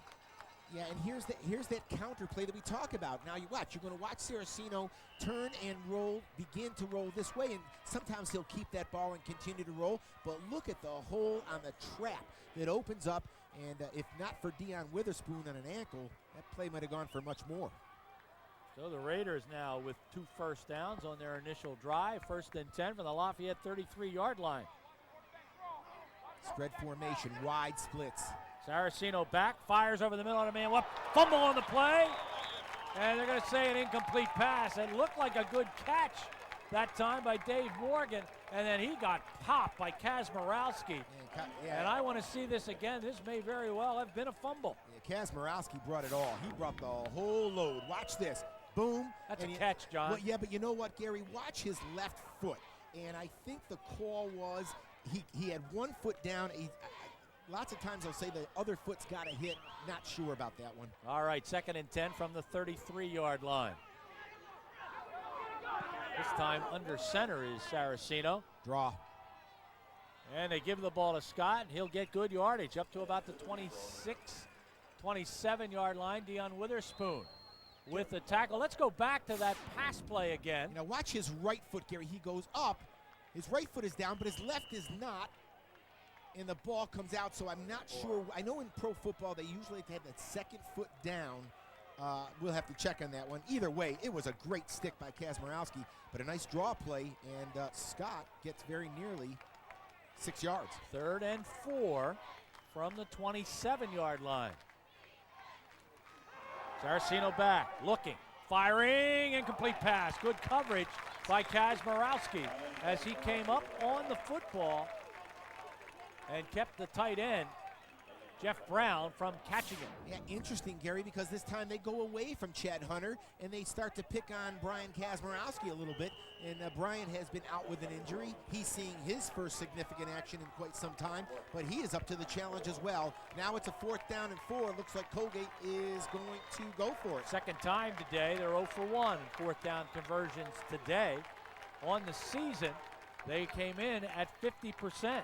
Slot right, going that way. Saraceno throws it, and it's going to be incomplete. Almost intercepted, but Lafayette didn't want the interception. Kazmarowski, I think, realized it, and he let it go. Yeah, smart play. You see him put his hands up in the air like I had it all the way. And you know what? You watch the quarterback pressure right here. The fullback stays in. Hold on. Oh, nice move. Well, actually, the fullback had 2 guys to block, and he really wasn't sure which one to take. And choose your poison. Right here, in his face, it was Blake Costanzo bringing pressure on Saraceno, and the pass goes incomplete. Lafayette takes over. So Frank Tavani got the stop he wanted. 1st and 10, Leopards at the 27-yard line for Lafayette. Brad Maurer under center. The deep back is Jonathan Hurt. Hurt will get it. No, Maurer keeps the ball, and they're going to flip it out here, and oh, what a stick. Catching the ball is Brandon Hall, and Brandon hangs on somehow, some way, because he got nailed by Cody Williams. You know, and Brandon Hall, that's the 2nd or 3rd time we've seen him make this kind of catch, Gary, and you got to give the kid credit. Now, he did everything. He very nearly lost it over his shoulder pad, but that's the 2nd or 3rd time we've seen Brandon Hall take a hit, a monstrous hit, and hold on to the football. We had a chance to spend some time with Brandon Hall this week, a very nice young man. And right now, I hope he knows exactly where he is. 1st and 10 from the 38, a gain of 11. Maurer back, Maurer looking, and he's going down as he gets nailed on the play by Zach Dollar. Dollar comes in. He already came into the game with 2 sacks. So that's his 3rd. Well, 5th sacks of Maurer today. Yeah, Gary, he comes in clean. I mean, nobody picks him up at all. And Lafayette had a double slot, so they had 4 people out, and they sent their running back, their lone running back, out into the pattern. There was no second line of protection for Brad Maurer. In that situation, Gary, you got to get the ball out of your hands quickly because you're not going to get time to throw it. Loss of 6 will bring up a 2nd and 16 from the 32. A long sideline pass that will be incomplete. Caught by Archie Fisher, but he was not in bounds. Tough pass to throw. That had a lot of air underneath it. Chris Williams with the coverage. Yeah, this is a deep out, and I'll tell you, this really underscores the strength in Brad Maurer's arm. And of course, it's a timing play, and when you've got that much distance between yourself and the receiver, the timing has to be that much better. Archie Fisher simply ran out of real estate. If you're watching the ball game today on WBPH Channel 60 and RCN4 Sports, we want to tell our Lafayette fans, soccer fans, and Lehigh fans that we have Lafayette Lehigh soccer tonight live at 7 o'clock. That is for at least a share of the Patriot League Championship. Now we're back. He's getting blitzed again. Dollar nails him, and almost a great catch downfield, but defended very well. Intended for Jonathan Hurt as Tom Casano with the coverage, and Dollar was all over Brad Maurer again. Gary, interesting alignment. Hold on, they had 2 wideouts. They had Brandon Stanford and they had Adair to the right. And what happened was, and then they brought Joe Ward in motion. So the 3 wideouts, Gary, to the right side of the field, they leaked Hurt out of the backfield, had him isolated one-on-one against a linebacker, and the ball just underthrown. Rick Ziska will punt the ball away. Jeff Bean is standing at his own 30-yard line. Now we get a whistle. We're going to get a movement here by Lafayette. That'll move them back 5 yards to the 27-yard line. Snap. Ball start. Third penalty against on the offense. Number 44, 5-yard penalty. Still 4th down. That one called against Justin Lawver. And Gary, the significance of Colgate's first drive now, even though it was thwarted at the end by the Lafayette defense, Colgate's defense comes out, gets a stop, and now Colgate stands to gain field position again. So this is all an extension of that first drive that, though it didn't come up with points for Colgate, has still given them good field position. Nice punt by Ziska, collected at the 32-yard line, and Bean will get good return yardage up to about the 42-yard line, as that will be a 41-yard punt. Lawson and Lawver on the tackle. You want a sack? Give me $1.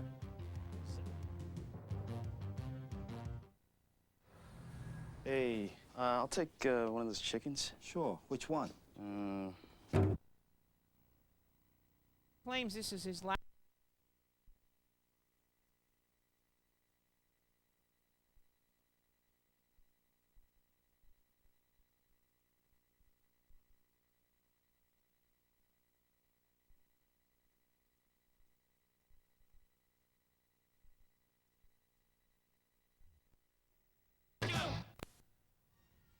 We are back. Colgate ready to put the ball in play. They've got it at their own 42-yard line, and they own a deficit of 4. They're down 7-3. Saraceno will roll left. He's going to get hit by Brown, and that might be a fumble. And it looks like Colgate will fall on it. Kenny Parker will fall on it at the 49. Boy, and they're going to end up gaining 7 yards on the play. This is a classic case of a leopard chasing a gazelle, because Saraceno is really sprinting out, and it was Drew Brown who just ran him down. He had a beat on him the whole way. Gary's clearly a fumble, but Colgate dodges a bullet and actually picks up 7 or 8 yards on the play. 2nd and 3 from the 49. Saw that coming. We saw Drew Brown bearing down on Saraceno.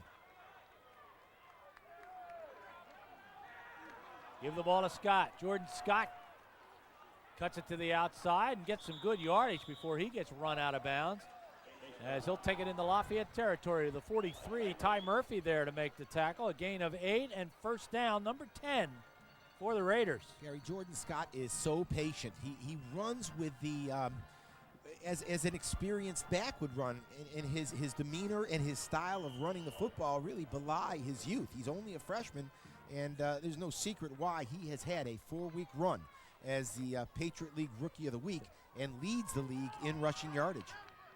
52 yards in the ball game for Jordan Scott. And that said, Lafayette has done a good job with him today. Saraceno to Scott. And he just waits for the blocking to form and then gets wrestled out of bounds by Ty Murphy. And this is one of those games, Gary, where you get the sense that the offense is out there to kind of let the defense set them up. The offense that we have seen has been patient. It's been measured. They're kind of playing for field position in that one big break. And as we talked about it during the break, Gary, that as this game wears on, it's a one-score football game. And could it be that a big mistake somewhere along the line is going to cost one of these two teams? Well, a gain of 7 brings up 2nd and 3 from the 36-yard line. Hard to imagine that Colgate was involved in an 84-point game last week. And this week it's a 10-point game. Well, there's Scott running hard as he'll get the first down to about the 32-yard line. Kazmarowski there to make the tackle. That game last week, 84 points, 50-34 to Lehigh. Those are the most points scored in the league since 2003 as you get another look at the play. In 2001, Lafayette lost to Holy Cross 63-53 in a game with the most points scored. Well, I thought our basketball team substituted that day and played. They figured they'd cancel a football game and we'll just go up there and play the Crusaders in basketball. It was an incredible game, Gary. That was like watching a ping pong match. So the ball was just going back and forth and back and forth. Speaking of Holy Cross, that's where we'll be next week. Very important game for the Leopards, no matter what happens here today. Mo Bennett with the sack. Mo Bennett came in with 5.5 sacks. I think that's his second today. At least he's been a part of a couple of them. And there we see, that's Chad Hunter, number 12. Looks like he's working out a cramp. And Chad Hunter has filled in admirably today for...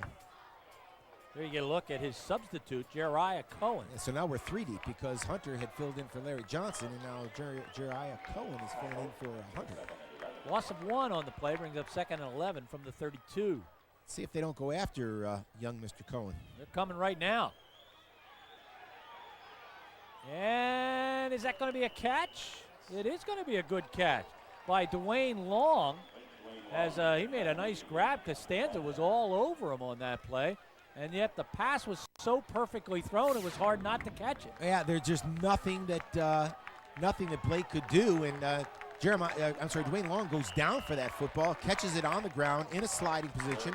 Great coverage. A minimal gain, Gary, so it's going to be 3rd down now and about 7.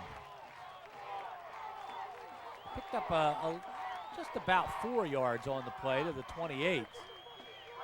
So it's going to be a short 7 or a long 6, depending on how optimistic or pessimistic you are. Scott's not going to get it. Here comes a penalty flag. And let's hold everything. Sometimes these are face mask situations. Sometimes they're holding situations. So we'll keep our eye on Paul Zukas, the referee. Sideline warning on Lafayette. First one of the game. That's nothing but good news. That's right. That means no penalty, really. Just a warning. And a loss of a yard on the play will bring up a 4th. And the good look at Frank saying, come on now. Where am I supposed to stand? We should keep a record of the last time Frank agreed with a penalty against Lafayette. We couldn't possibly ever mic him up, could we? We wouldn't want to do that. No, we could not. 4th and 8 from the 29. Spread formation for Colgate. Everybody in the pattern. Another 4th down. They are 0 for so far today. Not this time. The pass is caught by Eric Burke.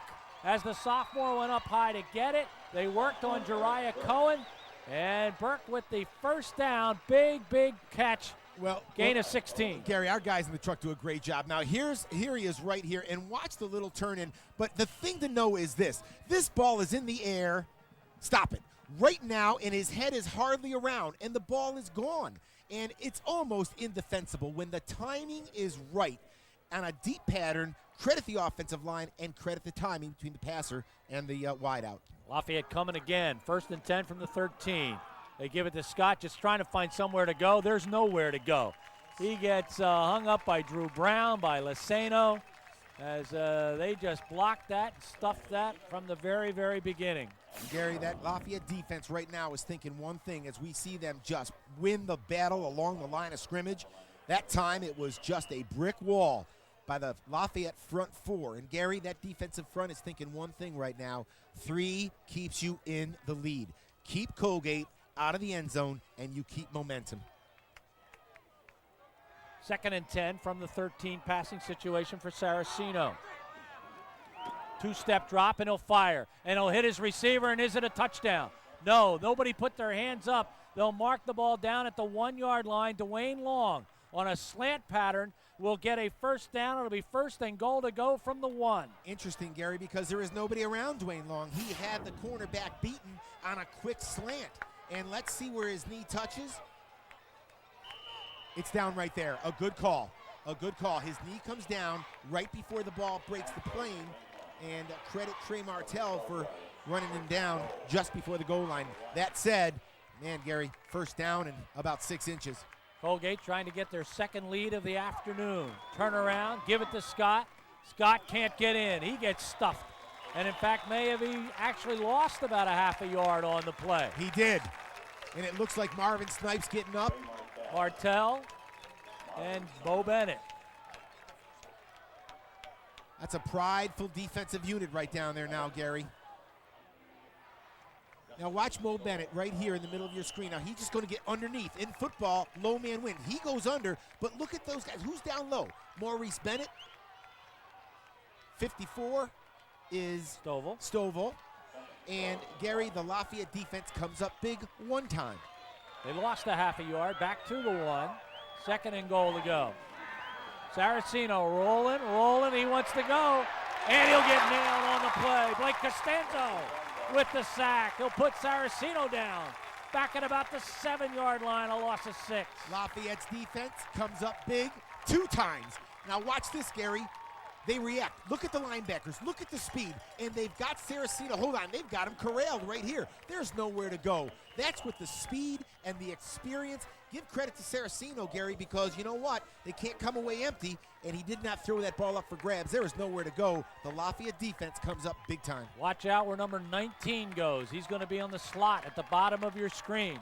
That's Dwayne Long. Let me talk to you about a little Colgate advantage here in a minute, Gary. They've got more field to work with now. Are those losses all bad? Saraceno back, looking, flips it out here, too long. How about it? He intended that pass for Ben Evans. Incomplete, and here comes the field goal team. A moral victory for the Lafayette defense. Their fans are on their feet. It's Frankel pressure, Bennett pressure. Yep. Costanzo pressure. Great job. Yeah, Gary, and I tell you what, it's probably more than a moral victory because they retained the lead, and that defensive stand brought the Lafayette contingent here at Fisher Field to their feet, and rightfully so. All afternoon long, it's been about the defense, and they come up big again. 24-yard field goal attempt. Watch out for the fake. It's down. The kick is almost blocked, but it's up, and it looks good. 3:59 on the clock. What a ball game. 7-6. Lafayette, stay with us.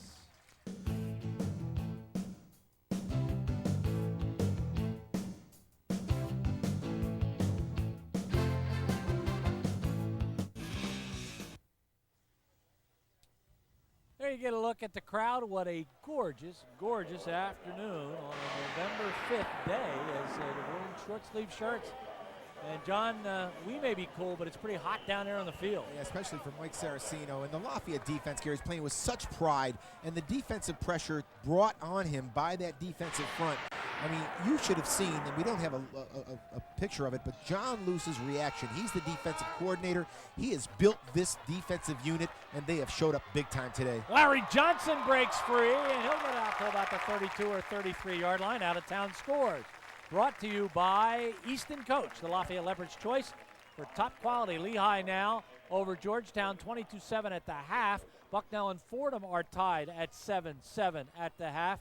In the Ivy League, Brown over Yale, 35-21. Princeton leads Penn, 16-13. Harvard, 41. Columbia, nothing. Cornell, 14. Dartmouth, 3. Here's Dan Mowdy. All right, Gary, a couple of quotes from the sidelines. I think we might have just seen an emotional turning point for the Lafayette Leopards. We heard Marvin Snipes being told from his coach, Antoine Smith, that's the way you play football for the rest of the year. Also, Eduardo Sanchez, one of the seniors, one of the 27 seniors affected by this last home game. He doesn't want his last home game to be a losing memory. And then going into action on offense, Brad Maurer telling his troops, we got to drive the field just the way they tried to right here, right now. Now back to you. Dan, good points all around, and certainly Lafayette looking to put points on the board with the slimmest of margins, 7-6, a gain of a yard by Jonathan Hurt, brings up a 2nd and 9 from the 35-yard line. Maurer fakes the ball. Here comes the rush again. This time he gets it away to his steadiest receiver, Brandon Stanford. He'll turn around, get the first down at the 48. That's a gain of 13 yards. Cody Williams on the tackle. These guys are zeroed in. I mean, Gary, zeroed in. Brandon Stanford is in a deep out right now. You got to respect his speed downfield, so Cody Williams has got to give him a cushion. And Brad Maurer reads the out pattern, and that ball is 1/4 of the way to his receiver before Brandon Stanford comes out of his turn. Great execution by the Leopards and a big play. 1st and 10 from the 48-yard line. Maurer's going to keep the ball this time. Nepa was bearing down on him, so he just tossed it away as he would have really eaten a little bit of plastic from Jared Nepa. Yeah, and that time, of course, Brad Maurer under duress. He did get Travis Hudson wide open here on a little cross pattern.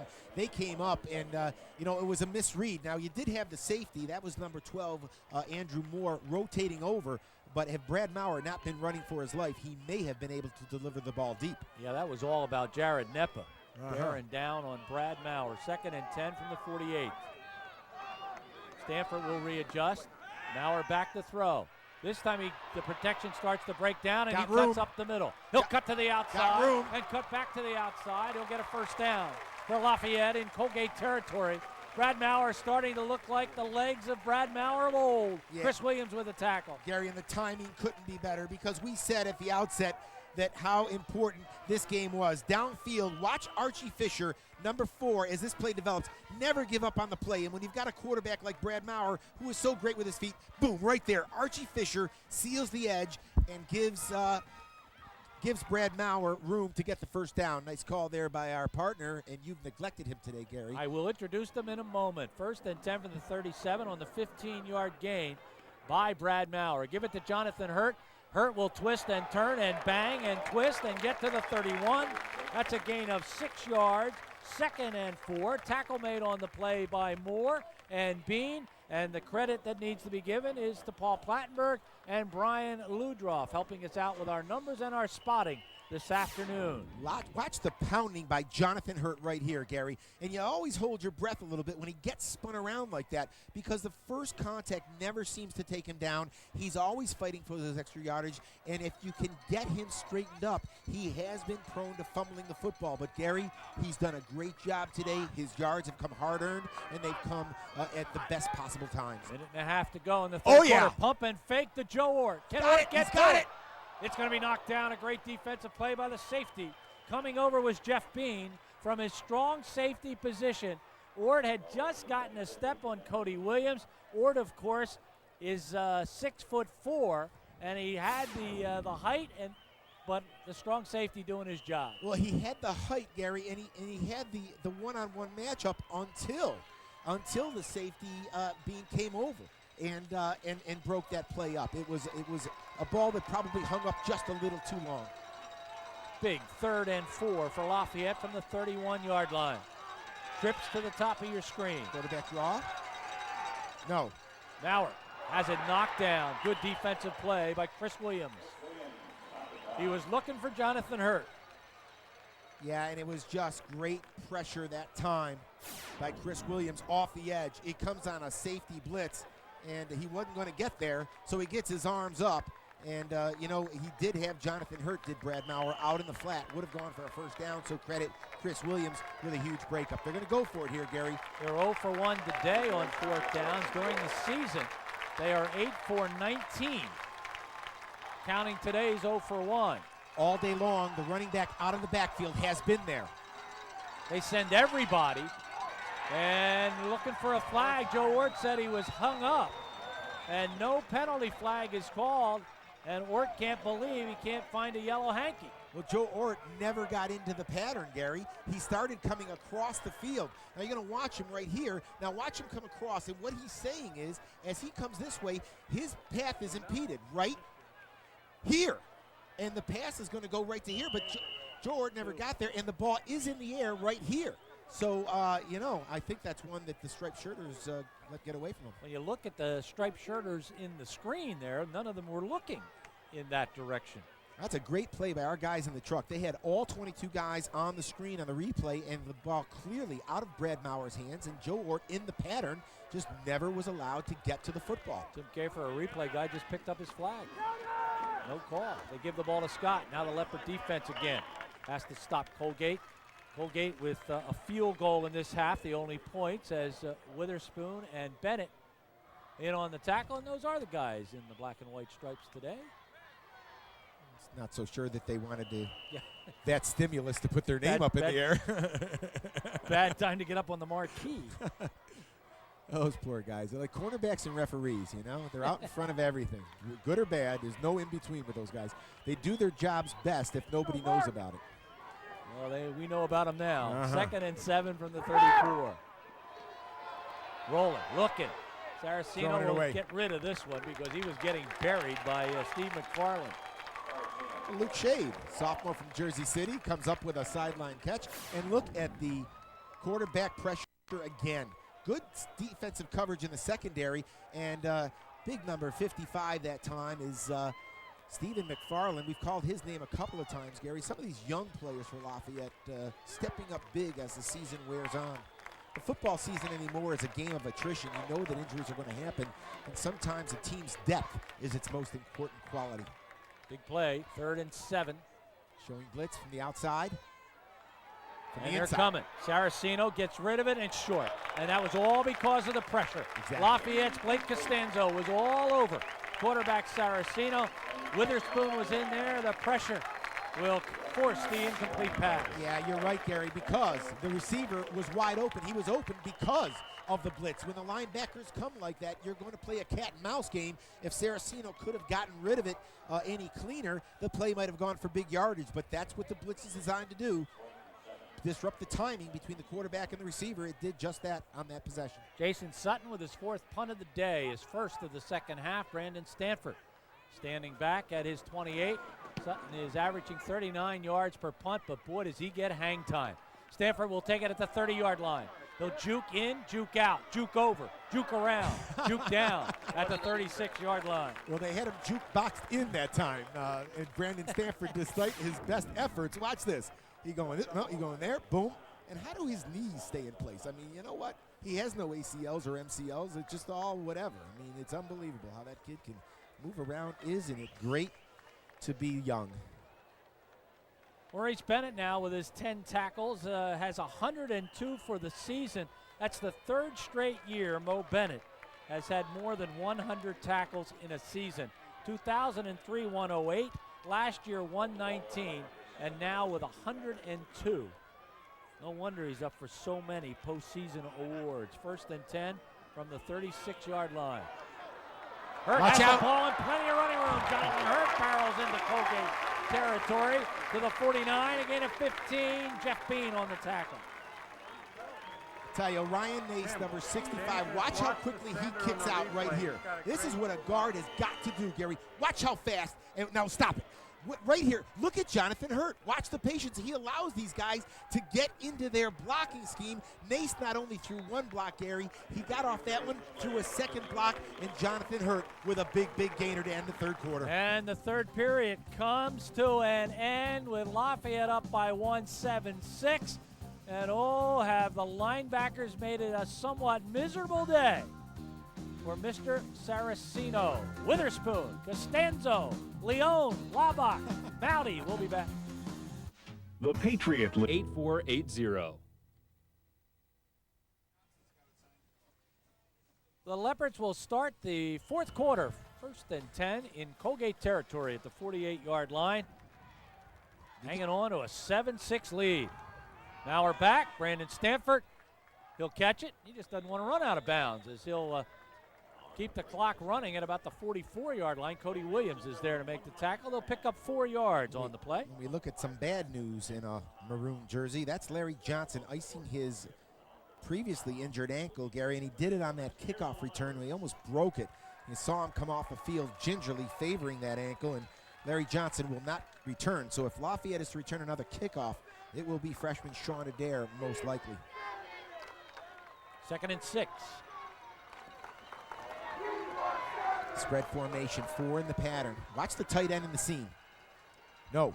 Oh, it's intercepted. Oh, my goodness. Oh, my, the ball thrown right into the arms of Josh Wirtz, who jumped up in the air. He's 6'5" as it is and comes up with his first interception of the year. Joel Miner makes the tackle. Yeah, well, Josh Wirtz is a big, tall player. He's 6'5", Gary. He is a senior, and he reads the 2-step drop in the quick out.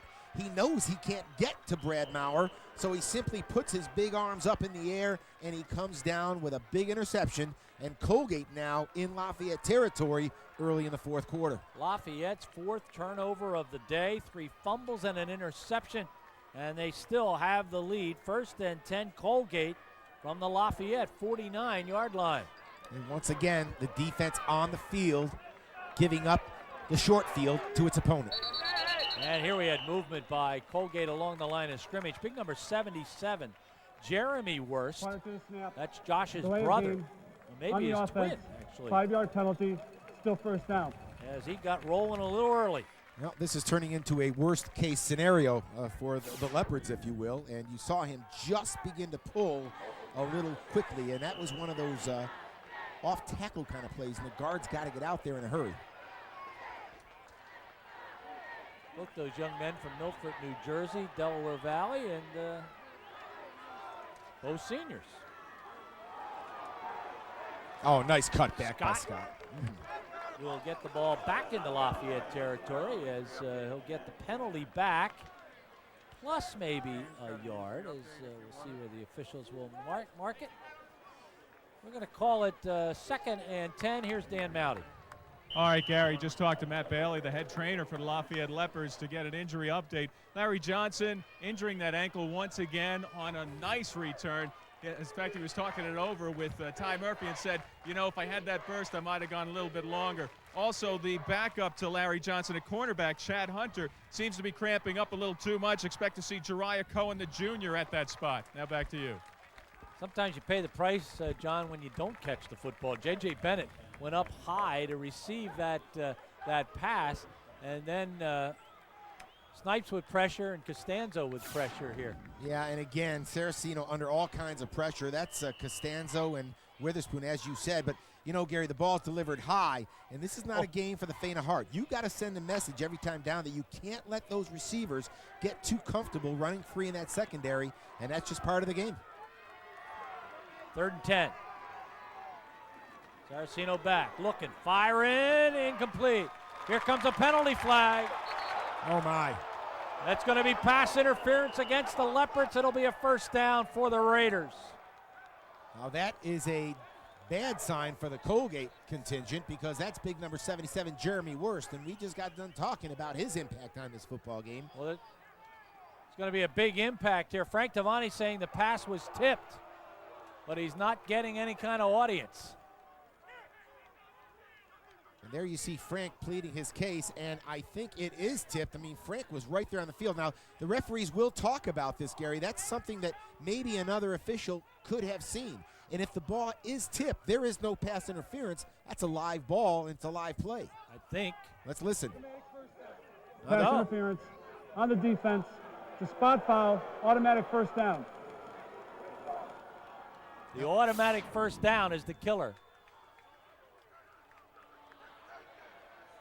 Yeah, what they're saying is, well, it wasn't tipped, that's for sure. Yeah, Maurice Bennett cut in front of the intended receiver. We get an injury down on the field by Jeremy Wurst. And with that, let's go to our trivia question of the day, presented by the Maroon Club. Every gift matters every year. Join the Maroon Club today. As Wurst walks off the field, who was the quarterback and leading rusher? Oh, wait a minute, that's not the trivia question. That's the poll question up there. Brandon Stanford, what has been the play of the year to date for the Lafayette football team? Brandon Stanford's 83-yard punt return for a touchdown against Bucknell. Joe Wart's game-winning 40-yard TD catch versus Bucknell. Sean Adair's 65-yard TD catch against Fordham.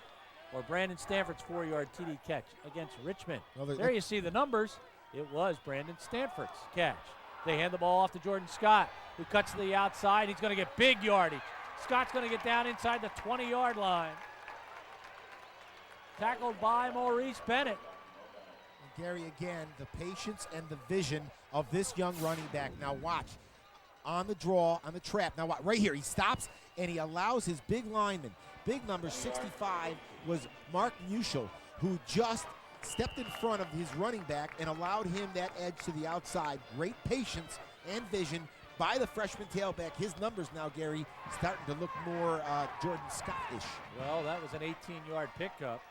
Making a 19-yard pickup. They give it to Scott again. And he'll get a couple more yards as it'll bring up 2nd. As just a yard, 2nd and 9. Sprinkle on the tackle along with Witherspoon.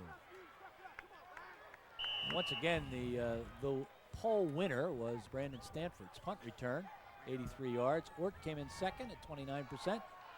Adair 10%. Stanford 7%. You know, Gary, you got the sense that that poll question was a bit premature because looming large right now, if the Lafayette defense can come up with a stop, is their previous goal line stand earlier. But right now, oh, what a play. Blake Costanzo. He comes you. right around the left side, John, and goes unblocked. Well, I just don't know. It's a stunt. It's a stunt. Watch what happens now. He's on the left side of the screen.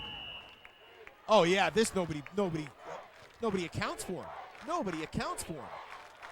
He comes and on the inside, Gary, there was a stunt. There was a stunt with Deion Witherspoon, and they were so preoccupied was the right side of the Colgate line that they completely forgot about Blake Costanzo coming off the edge. Another big third down play, 3rd and a dozen for Colgate. Lafayette shows blitz, and they're coming. Here they come. They'll drop the ball Oh, out. boy. Right call, Yep. right time, and that's going to be a Yeah. touchdown. Perfect call against the blitz. Jordan Scott with a touchdown, and that will put the Raiders up by a 12-7 score, and they'll probably go for 2. Well, you know, now you're going to watch Jordan Scott right here. Now what? Hold it right here. Everybody comes, and there's your second line of defense. And Jordan Scott just slips out, hold it on, slips it out of the backfield. Now look at all the white shirts downfield. All the white shirts, and there's nobody to check Scott. Jordan Scott gets a free lane to the end zone, Gary, but you're right. Lafayette was caught in an all-out blitz. Jordan Scott leaks out into the flat. And again, once that second line of defense is gone, and you get a running back like Jordan Scott out in open spaces. That was the 6th touchdown of the year for Scott, his first receiving a pass, Saraceno's 8th touchdown pass of the season. Big, all-important 2-point conversion. Saraceno into the corner of the end zone, incomplete. Colgate up by 5. They lead this one 12-7. And it's Saraceno, one of the keys to the game, to Scott, one of the keys to the game. Right now, Colgate by 5. Don't go. Located at Water to Go Diet Nutrition Center in Palmer Township. Certainly the critical play in that drive was the pass interference call right there on Mo Bennett. And the contact certainly close. You know, Gary, his left arm kind of wrapped around the body, and the right arm knocked away the ball. Yeah, and you know, I know in basketball referees are taught to consider advantage, disadvantage. That was a play that, of course, from a Lafayette perspective, you're thinking that let the kids play the game. It's too close to call. In a championship kind of game, you let it go. But not the case. Colgate benefits and turns it into a touchdown. Tim Watson receives his first kickoff of the year, and he'll get it out to the 25-yard line. And, John, this is where you find out what kind of character your team has. If indeed they are Patriot League championship material, they need to drive this ball now 75 yards and get in the end zone. Yeah, and we have grown accustomed to watching this Lafayette football team, at least the 2005 version, do what's necessary to win. And Frank talked about style points. It's not about style points. It's answering the bell when it rings. This is a time right now, Gary, where they're going to have to get it done. Long way to go, but this would be a great time for one of their best drives of the season. Maurer back looking. He's got a man wide open. Joe Ort. He's got the ball downfield. That's a big gainer. Down to the 42-yard line. A pickup of 32 yards or 33 yards and a first down. Andrew Moore on the tackle. Gary, it's a soft two deep, and Joe Ort simply runs a deep post, and he gets the inside position on the cornerback, and before number 12, like Andrew Moore, can get to him, he's got a huge gain, and what a great way to start what might be the most important drive of the season to date. 33 yards for Ort, now 3 catches for 45 yards. Maurer goes over 200 yards passing as he's now at 208. First and 10 Leopards from the Colgate 42-yard line. Maurer back, he's got time, he fires, and he's got Sean Adair. Sean Adair is going to bury himself at the 29-yard line. He'll pick up 13 and a first down. Cody Williams, Zach Dollar on the tackle. Yeah, nicely designed play because they've got Joe Ort running a vertical seam route. He's deep right here in the middle of your screen, and then speedy Sean Adair kind of curls under. They had Brandon Stanford running a sideline out, and that really isolated space along that seam for Sean Adair underneath the coverage. 2 big pass plays, and Lafayette is knocking at the door, Gary, inside the 30. Freshman now has 11 catches on the year for over 240 yards. First and 10 from the 29. They give the ball to Hurt. Hurt's going to cut up inside, get good yardage. inside the 25, down to the 23. He'll pick up 6. Dollar and Nepa in on the tackle. Yeah, I like the call, Gary. Lafayette has burned them twice now through the air, so they come back with a draw. And watch Dave Nelson right here. Watch his lead block on 52. Boom. And, man, Jonathan Hurt plays right off of it. Great job. We saw David Nelson. He owns Lafayette's only touchdown. But all year long, Gary, and all career long, it's David Nelson, a kid like David Nelson, doing the dirty work, doing the stuff in between the tackles that's so necessary to win football games. Second down. Give it to Hurt. Hurt avoids one tackler, and look at him drive for a potential Lafayette first down. Looks like he's going to be about a yard shy at the 20. Chris Patrone in on the tackle. Lafayette will look at a 3rd and 1. And boy, you know, the travails of Jonathan Hurt have been well documented, but you got to give credit to the Lafayette coaching staff for their faith in him, and you've got to give credit to Jonathan Hurt for his persistence. He just keeps coming back, and now Lafayette now with a 3rd down and probably less than a yard. Brad would normally go over his big center Strobel here, but he goes over Lupini, who's a pretty big kid at 290 pounds. That's going to be a Lafayette first down. They'll mark the ball at the 18, a gain of 2, first down number 17. Yeah, let's watch Lupini right here, and I think that's big Ryan Nace right next to him. And boy, it's, I'll tell you what, Brad Maurer, did he almost spurt through that thing? Brad Maurer is just an enigma. He's about 5'11", and that might be a stretch, 165 pounds, and yet you never see him thrown backwards. He just runs low, he's smart, he's tough. Sounds like a good Italian dinner, a Lupini with a little Nace sprinkled on it. Here we go. Maurer rolling right. He's getting chased by Nepa. Nice play. And he wisely got rid of that football. Jared Nepa can be nasty. Well, Wise and Brad Maurer are two terms that are kind of attached at the hip. Brad Maurer leads by example. He's an intelligent man. We've talked about his marquee scholar status, and right here with a first down play, you don't take a bad play. Throw it out of bounds and live to play another down, and that's exactly what Brad Maurer did. So Lafayette's still in good field position. 2nd down and 10 from the 18. But they do need a touchdown. They're down by 5. Wirtz at the top of your screen. He brought the play in. Maurer fakes it. He's going to look to his left and find Brandon Stanford. Stanford at the 11-yard line. As knocking him out of bounds, or Hurt with a good block down there. The 11-yard line is a 7-yard pickup, 3rd and 3. Yeah, and look at the hands catch. I mean, up in the air, the presence, and just a great sense of where you are as a wideout. Brandon Stanford today, play in and play out, has made the key play for the Leopard offense when they've needed it. Keeps this drive potentially alive now. 3rd down and a manageable 3. The senior has now 43 catches on the year. Oh, he's got him. He's got him in the middle. Sean Adair for a first down. 1st and goal to go, the Leopards from the 4. I'll tell you, though, watch Jonathan Hurt out of the backfield right here, okay? Adair's going to run a post, and they both come with Sean Adair. Both of the D-backs, hold on, over here is Jonathan Hurt all by himself. I think Brad Maurer saw Sean Adair right away. They both followed Adair on the slant. Jonathan Hurt had a touchdown. Hey, we're still knocking on the door. 1st and goal to go from the 4-yard line. The Leopards trying to get the lead back. Give the ball to Hurt. Hurt's going to get a touchdown. Stay low. Touchdown run for Jonathan Hurt. 75 yards on 9 plays. You know, Gary, we have watched the development of this football team for several years now. And this has been an interesting year because we've heard Frank Devine talk about style points and what they mean. He knew coming into this season that this team was going to have a target on its back.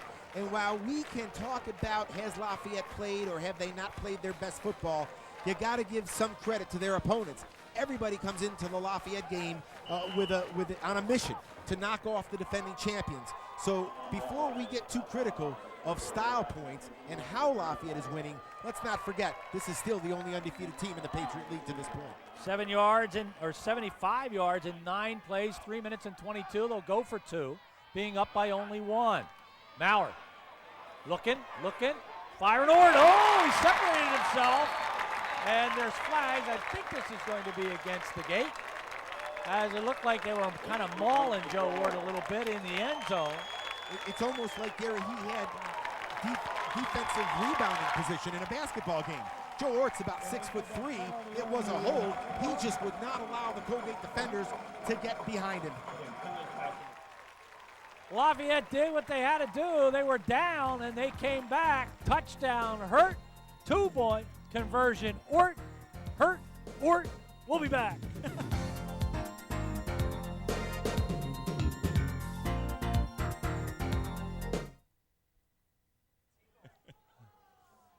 We are back. First, the second time the Leopards have been in the lead today. They're up by a 15-12 score. They got the drive they needed.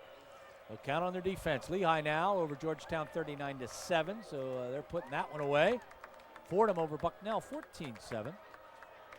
As out-of-town scores by Easton Coach. This will come down and go into the end zone. A big adrenaline kick by Rick Ziska.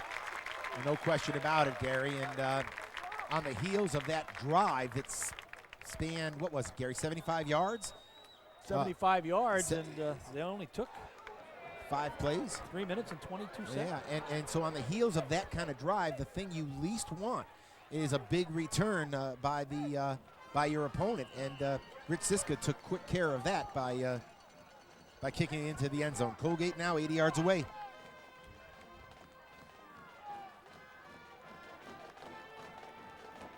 That big number 77, Jeremy Wurst, is back in there.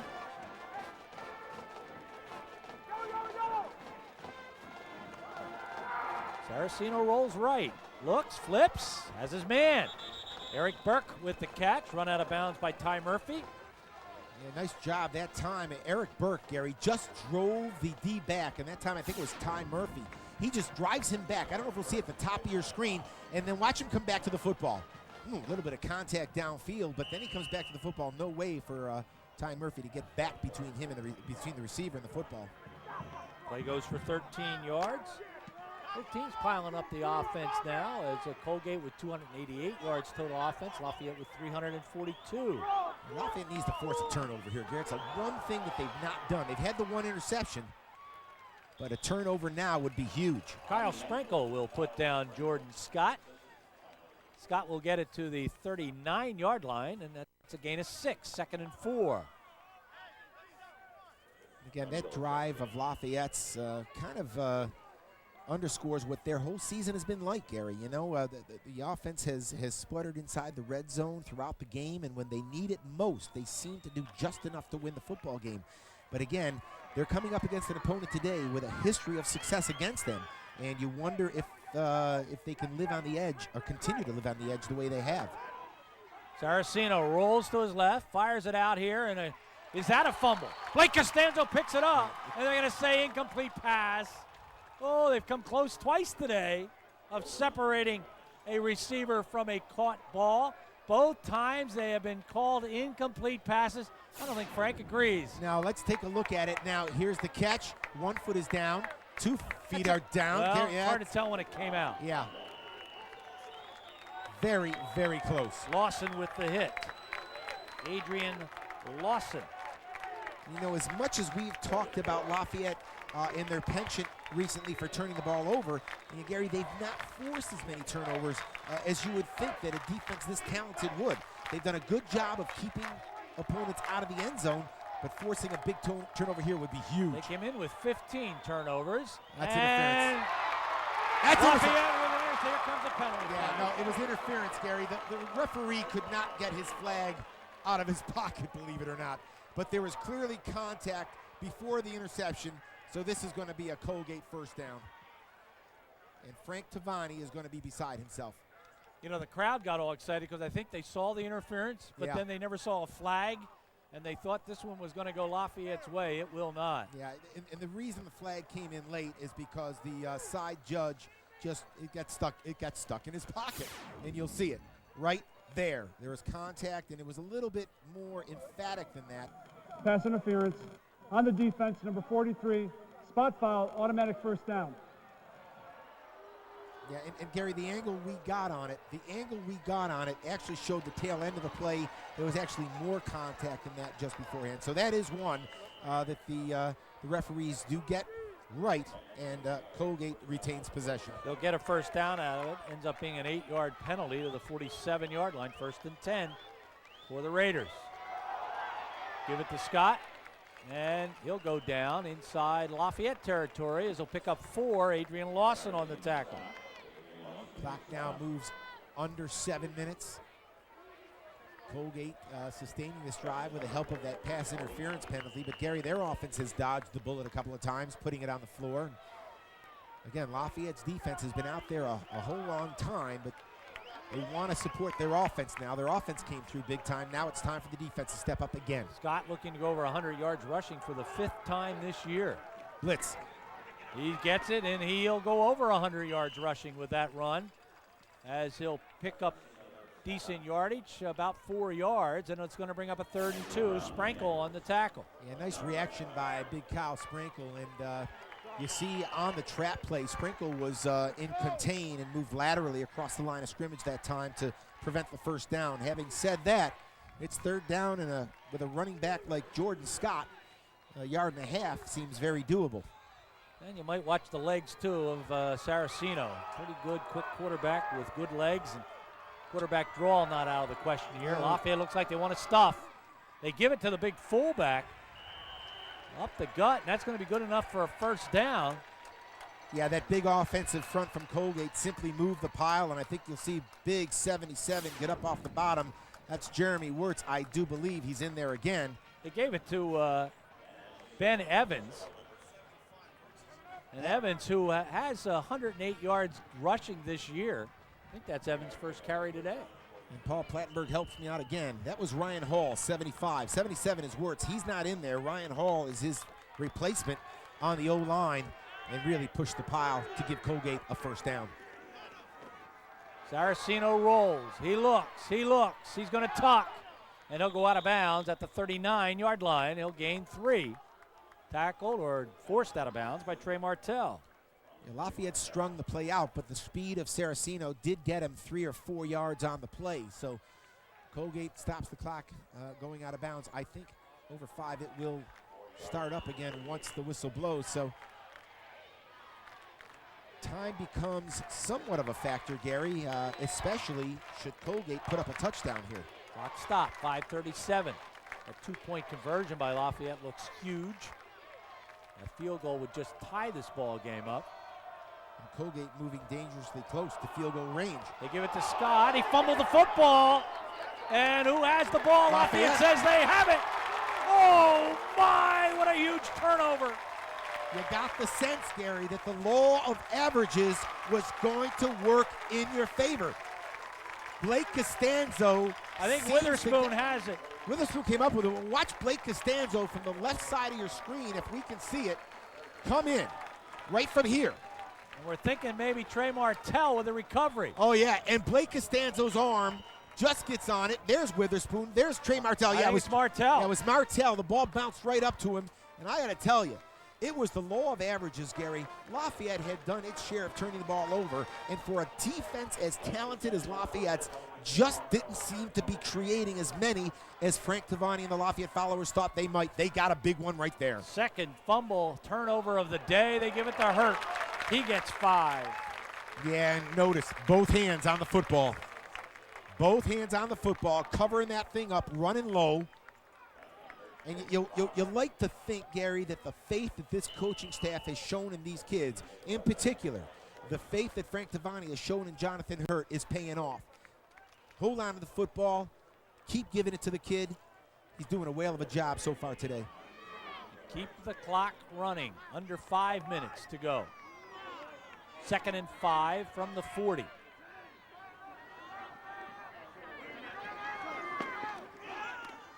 They give it to Hurt. He's not going anywhere. He'll get back to the line of scrimmage. You know, last year with the offensive line they had and Joe McCourt, this is where they could really eat up all kinds of seconds. But, John, they don't have that kind of attack this year. They're going to have to put the ball up here to get a first down. You know, one of the ingredients last year was the health of the offensive line, Gary. I think that they established some continuity. They had 5 of the same guys on that offensive line week in and week out. They had a good bunch of seniors that work well together. And Gary, continuity is so critical when it comes to an offensive line, and they haven't experienced that kind of success this year. Stanford, bottom of the screen. Ort, top of the screen. Back goes Mauer. He gets rid of it, and it's going to be an incomplete pass. He was trying to find David Nelson.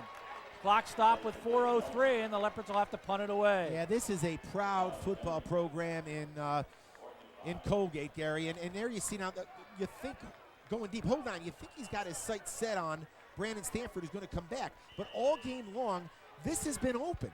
And this time, Colgate's got it covered, although I think the pass was just a little bit errant. A good job of adjusting by Colgate, because that flat pass to the back, coming out of the backfield, has been there all game long. Jeff Bean has a 50-yard punt return this year. He will receive the punt of Rick Ziska. Ziska's going to kick one that will roll out of bounds at the 31-yard line. It'll be just a 29-yard punt. And it gives us a chance now to get to the trivia question. That's presented by the Maroon Club. Every gift matters every year. Join the Maroon Club today. Let's test your Lafayette memory. Who was the quarterback and leading rusher the last time Lafayette defeated Colgate? I can tell you because it was 10 years ago, right? Yeah, 9 it was years. 1995. Okay, so that had to be, I will say, Leonard Moore. And, come on, quarterback. Don't fail me now. Leonard Moore and, I got the running back. We'll give you the answers. Don't assume John's right. Please don't do that. Running the football is Jordan Scott, Mo Bennett, and Blake Costanza with the tackle. He'll get to the 35, a gain of 3, 2nd and 7. Little draw play, and again, Scott, nice job by Sprankle, and then Blake Costanza holds on, and coming in to finish out is... We'll have our Pepsi player of the game at the end of today's ball game. Remember now, a field goal will tie this thing, and Colgate now in a spread formation. Saraceno back to throw it. Flips it out here almost. Oh, that was almost intercepted, and then it's a big catch. Coming up with the grab was Brent Dillingham, the big tight end. It was almost picked off. Mo Bennett has to make the tackle. Torian Johnson thought he had a beat on it. Yeah, it was right there, and I'll tell you, give credit. Watch Saraceno under pressure, hang in there, and take the hit. And I'm going to tell you, this is just great hands by the big tight end. You're going to see it. Saraceno on the outside. And, man, I got to tell you, what concentration by 84 Brent Dillingham to come down with that football, because you're right, Gary. Torian Johnson had a beat on it. 11th catch of the year for Dillingham. He's over 100 yards receiving for the season. As Scott runs the ball, Lafayette tackling football and Scott. Justin Stovall is in there to make the tackle along with Drew Brown. Yeah, Drew Brown, you're right, Gary. As he came in from his outside linebacking position, or actually the defensive end position, he had contained, and you saw him swipe at the football. Nice job by the freshman, Jordan Scott, to protect that football and keep the drive alive. Tavani's Tanks are on their feet. Good crowd on hand. Glad you are with us for a beautiful autumn afternoon here in Easton, PA. Downfield deep, and Kazmarowski knocks the ball down. They're going to say he didn't come up with the interception. Oh, the Leopards are coming so close to getting these turnovers. No question about it. And look at the free safety, Brian Kazmarowski. Gary, oh no. One foot. Yeah, but well, that's all you need in college football. And I'm wondering if his right hand didn't have that ball tucked away. Maybe we can get our guys in the truck to take another look at that. Because I got to tell you, let's look at it again. Now watch, Gary. If he's tucking this ball under his right arm, watch his right foot. It's down. You only need 1 foot. That's all you need. Now, Gary, that's an interception, I do believe. Wow. Been that kind of a day. Saraceno, he wants to go up top. Looking for Burke. Burke's got the ball. Oh, my, what a catch. That's just a great catch. I mean, it's perfect cover by Ty Murphy. And what an adjustment on the football Eric Burke makes. Saraceno does a nice job of putting it right in the area where his receiver can make an athletic play. He throws it up. Now watch Burke stop, come back for it, and obviously the cornerback cannot make that kind of adjustment. He's focused on the football, and what an athletic play by Eric Burke. Colgate now, Gary, in field goal range. Here we go again, inside of 2 minutes. Saraceno now 216 yards passing. 1st and 10 for the Gate. They give it to Scott. He'll lose a couple of yards. Back to the 20. Martell on the tackle. Bennett on the tackle. Gary, do you realize the kind of end, the kind of finish that we're approaching right here? Where is the irony? Maybe a tying field goal, much Maybe. like last year. Blocked again, except the rules reversed. Well, we have to get to the irony first. That's A right. minute and 25 to go, clock running. Colgate down by 3, 2nd and 12. Saraceno back, flips the ball, and it's knocked down. And everybody looks around, and nobody's throwing a yellow hanky. And Frank Tavani's heart is in his throat, I'm sure. That's these kinds of plays all day long have been drawing flags from the officials. And a nice job, great timing. That's pretty good defense right there. 3rd and a dozen. That was Adrian Lawson on the coverage, and he timed his hit perfectly. There have been so many heroes. Brandon Stanford on the offensive side of the football. Jonathan Hurt, David Nelson with his first touchdown reception. And on the defensive side, Lawson, the linebacking crew. The Lafayette fans, Gary, on their feet. 3rd and 12. Saraceno back. Here come the Leopards. Into the end zone, wide open. Oh my, is it a touchdown? Yes. The referee was right on top of it. Touchdown catch by Kenny Parker. 20 yards, right in the corner of the end zone. 1:10 left on the clock. Gary, there is a stunned Fisher Field. Now we're going to watch him right here, and here comes the pressure. Here comes the pressure from everybody, and what happens is the corner bites. For some reason, somehow bites, and I don't know what the play was. I don't know. We just got done talking about the fantastic game that Adrian Lawson has had, Gary, and for whatever reason, with all kinds of pressure on the quarterback, possibly did Adrian Lawson think that Saraceno was going to underthrow that football. Parker came down with 1 foot inbounds. That's all you need. Much like Kazmarowski. Oh, that one's going to be off the goalpost. And now it's a 3-point lead with 1:10 to go. Oh, my goodness. So the Leopards now could tie it up with a field goal when they get the ball. Let's go back to the trivia question. Who was the quarterback and leading rusher? Well, John had the leading rusher. Leonard Moore led in that ball game with 174 yards, 4 touchdowns. Sean McHale at quarterback, 12 for 19 for 209. Let's go back to the Kazmarowski non-interception.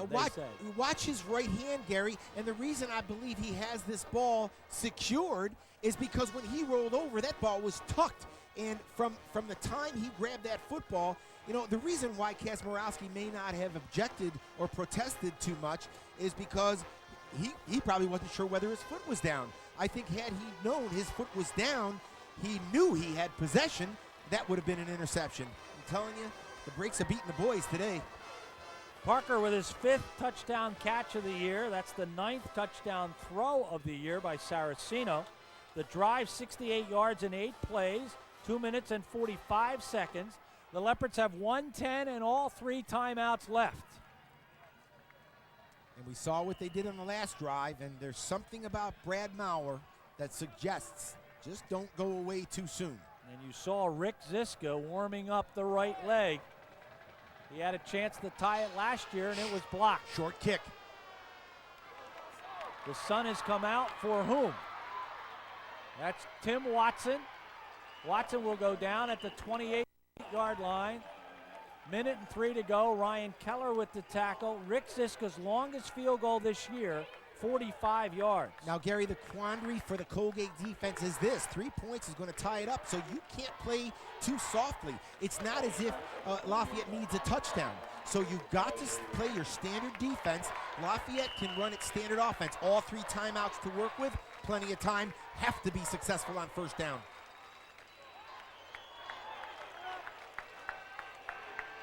Stanford in motion. Maurer back. We'll throw a screen out here to Jonathan Hurt. Looking for some blocks. What a block! Wow! Jonathan Hurt 50, 45, 40. He'll go out of bounds. Nace with an amazing block. Ryan Nace absolutely destroyed a Raider. Watch Ryan Nace right here. Watch him run to the edge. And this kid's been running free all day long. And right here, I'm telling you, he nails him, and that just cleared a pathway, and Jonathan Hurt has Lafayette very nearly within Rick Ziska's range. I'm telling you, with 53 seconds left and all 3 timeouts, I don't think Lafayette is thinking field goal right now. That was a 37-yard pickup. 1st and 10 with the clock stopped. Hurt got out of bounds. Let me ask you this, Gary. When's the last time we had an offensive lineman as the Lafayette player of the game? Ryan Nace. He's thrown 2 or 3 great blocks today. Maurer back. Maurer will loft this one for Hurt. Oh, Jonathan Hurt had the ball go right through his hand. He did, Gary. He just didn't get his hands up on time. Coverage by 86, I believe, Josh Wirtz. Yeah, it was Wirtz, and it's a linebacker, and Jonathan Hurt has him beaten. He's got a step on him. Tom Casano with the coverage, 98. Yeah, Gary, he's a defensive end. He's listed as a defensive end, guarding a running back, a tailback, and stayed relatively with him, but Jonathan Hurt had the step, just couldn't haul it in. 2nd and 10. Work's not done yet, Gary. They're still not within Rich Ziska's range. Quarterback draw, great time for it. Brad Maurer is going to get nailed at about the 32, Nepa. Oh, who else? Jarrett Nepa. Lafayette will call timeout. Gary, that play had big play written all over it. We're going to try to find Nepa right here, and he just, and look at how he pursues the football. He gets hit there. He keeps running. Look at the speed, and he catches up to Brad Maurer from behind. I'll tell you, that kid all day long, Jared Nepa, has been all over the football field and has been a one-man gang for the Colgate defense. I would have excused you if you were unable to find Jared Nepa because the Lafayette blockers haven't been able to find him today either. All day long. He is all over the place. He's a big kid, 6'1", 229. To move like that. The Leopards, the last time they won a game in the final minute was a touchdown pass with 2 seconds to go in 2000 against Princeton. Watch this hit. Bang! I'm telling you, that's what offensive linemen live for, to lay a block on someone like that. And, you know, so much of what a big offensive lineman does, Gary, is kind of lost in that mass of humanity between the tackles. And every once in a while, you find yourself alone on stage with a chance to put the wood to somebody, and Ryan Nace took advantage of the moment. 3rd down and 7, Gary, big play, obviously 2-down territory here, unless Frank Tavani thinks that Rich Ziska has it in his leg to kick it from here. Need a couple of yards at least. 1st down is what's important. Stanford falls down trying to make the cut.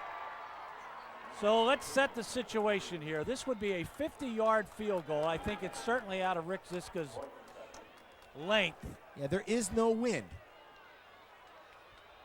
37 seconds left. Gary, you've got to get a 1st down or nothing. This is a tough call. 4th and 7, and Ziska's going to try a 50-yarder. Maybe. Exactly right. Brad Maurer will hold. Those of us who've been around Frank Tavani for any length of time know.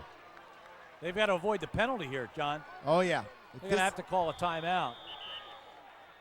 That penalty of the game, or the play clock, was down to 4 seconds. Yeah, and Frank Tavani showed us some of his Lebanon Valley days of speed. He saw the game clock running down to 4 seconds, and he sprinted from about the 50-yard line to about the 35, yelling for a timeout to the line judge. He has a 48-yarder, does Rick Ziska. He's got a 45-yarder this year, and the kicking game, particularly the field goal game, has been a struggle, as they are only 5 out of 12. That's what Rick Ziska is. And as a team, field goals, they're 5 out of 12. That's what it is. Let's go down to Dan Mowdy.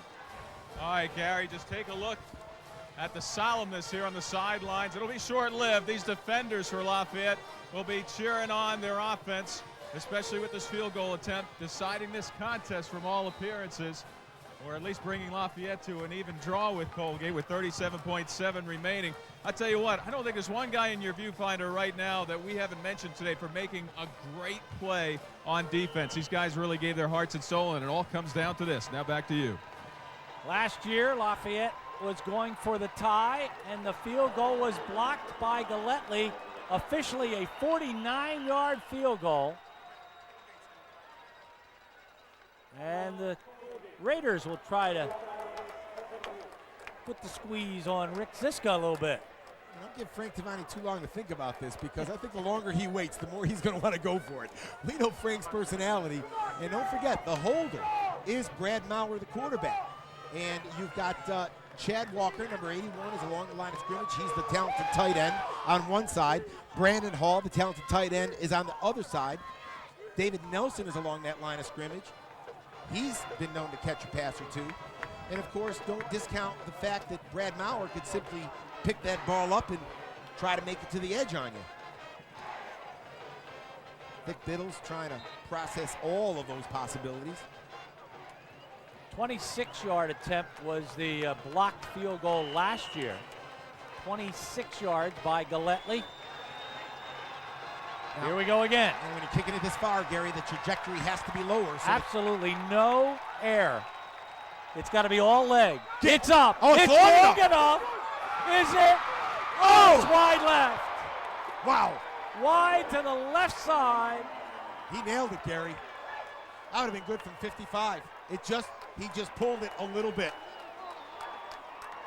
He just pulled it a little bit.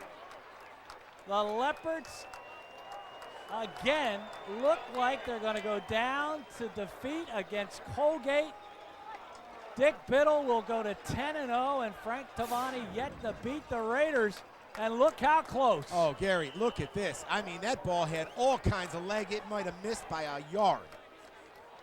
Just wide to the left side.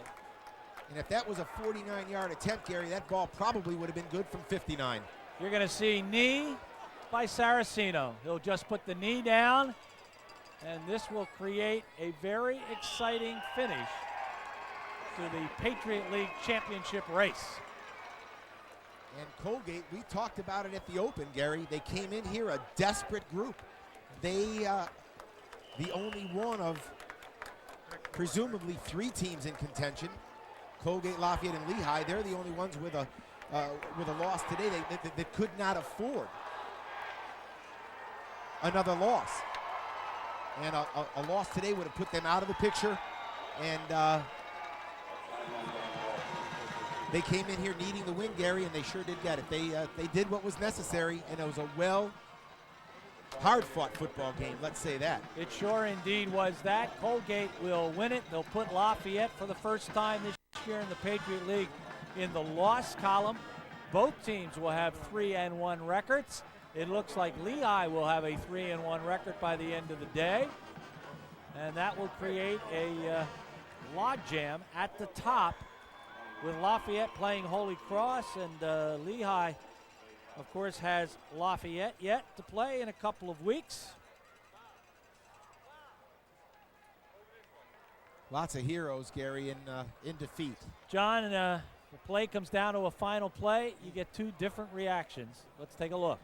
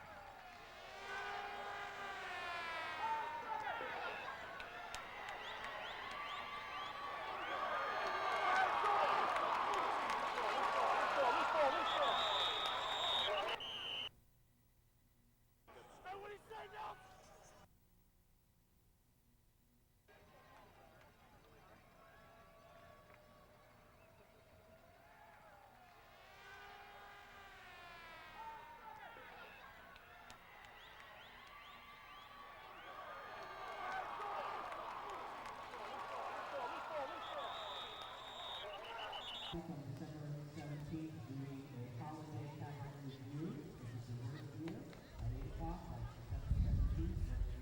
Only the show.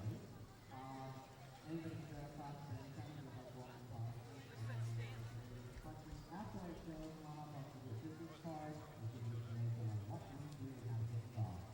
Okay, without further ado, we'd like to open up our show with a little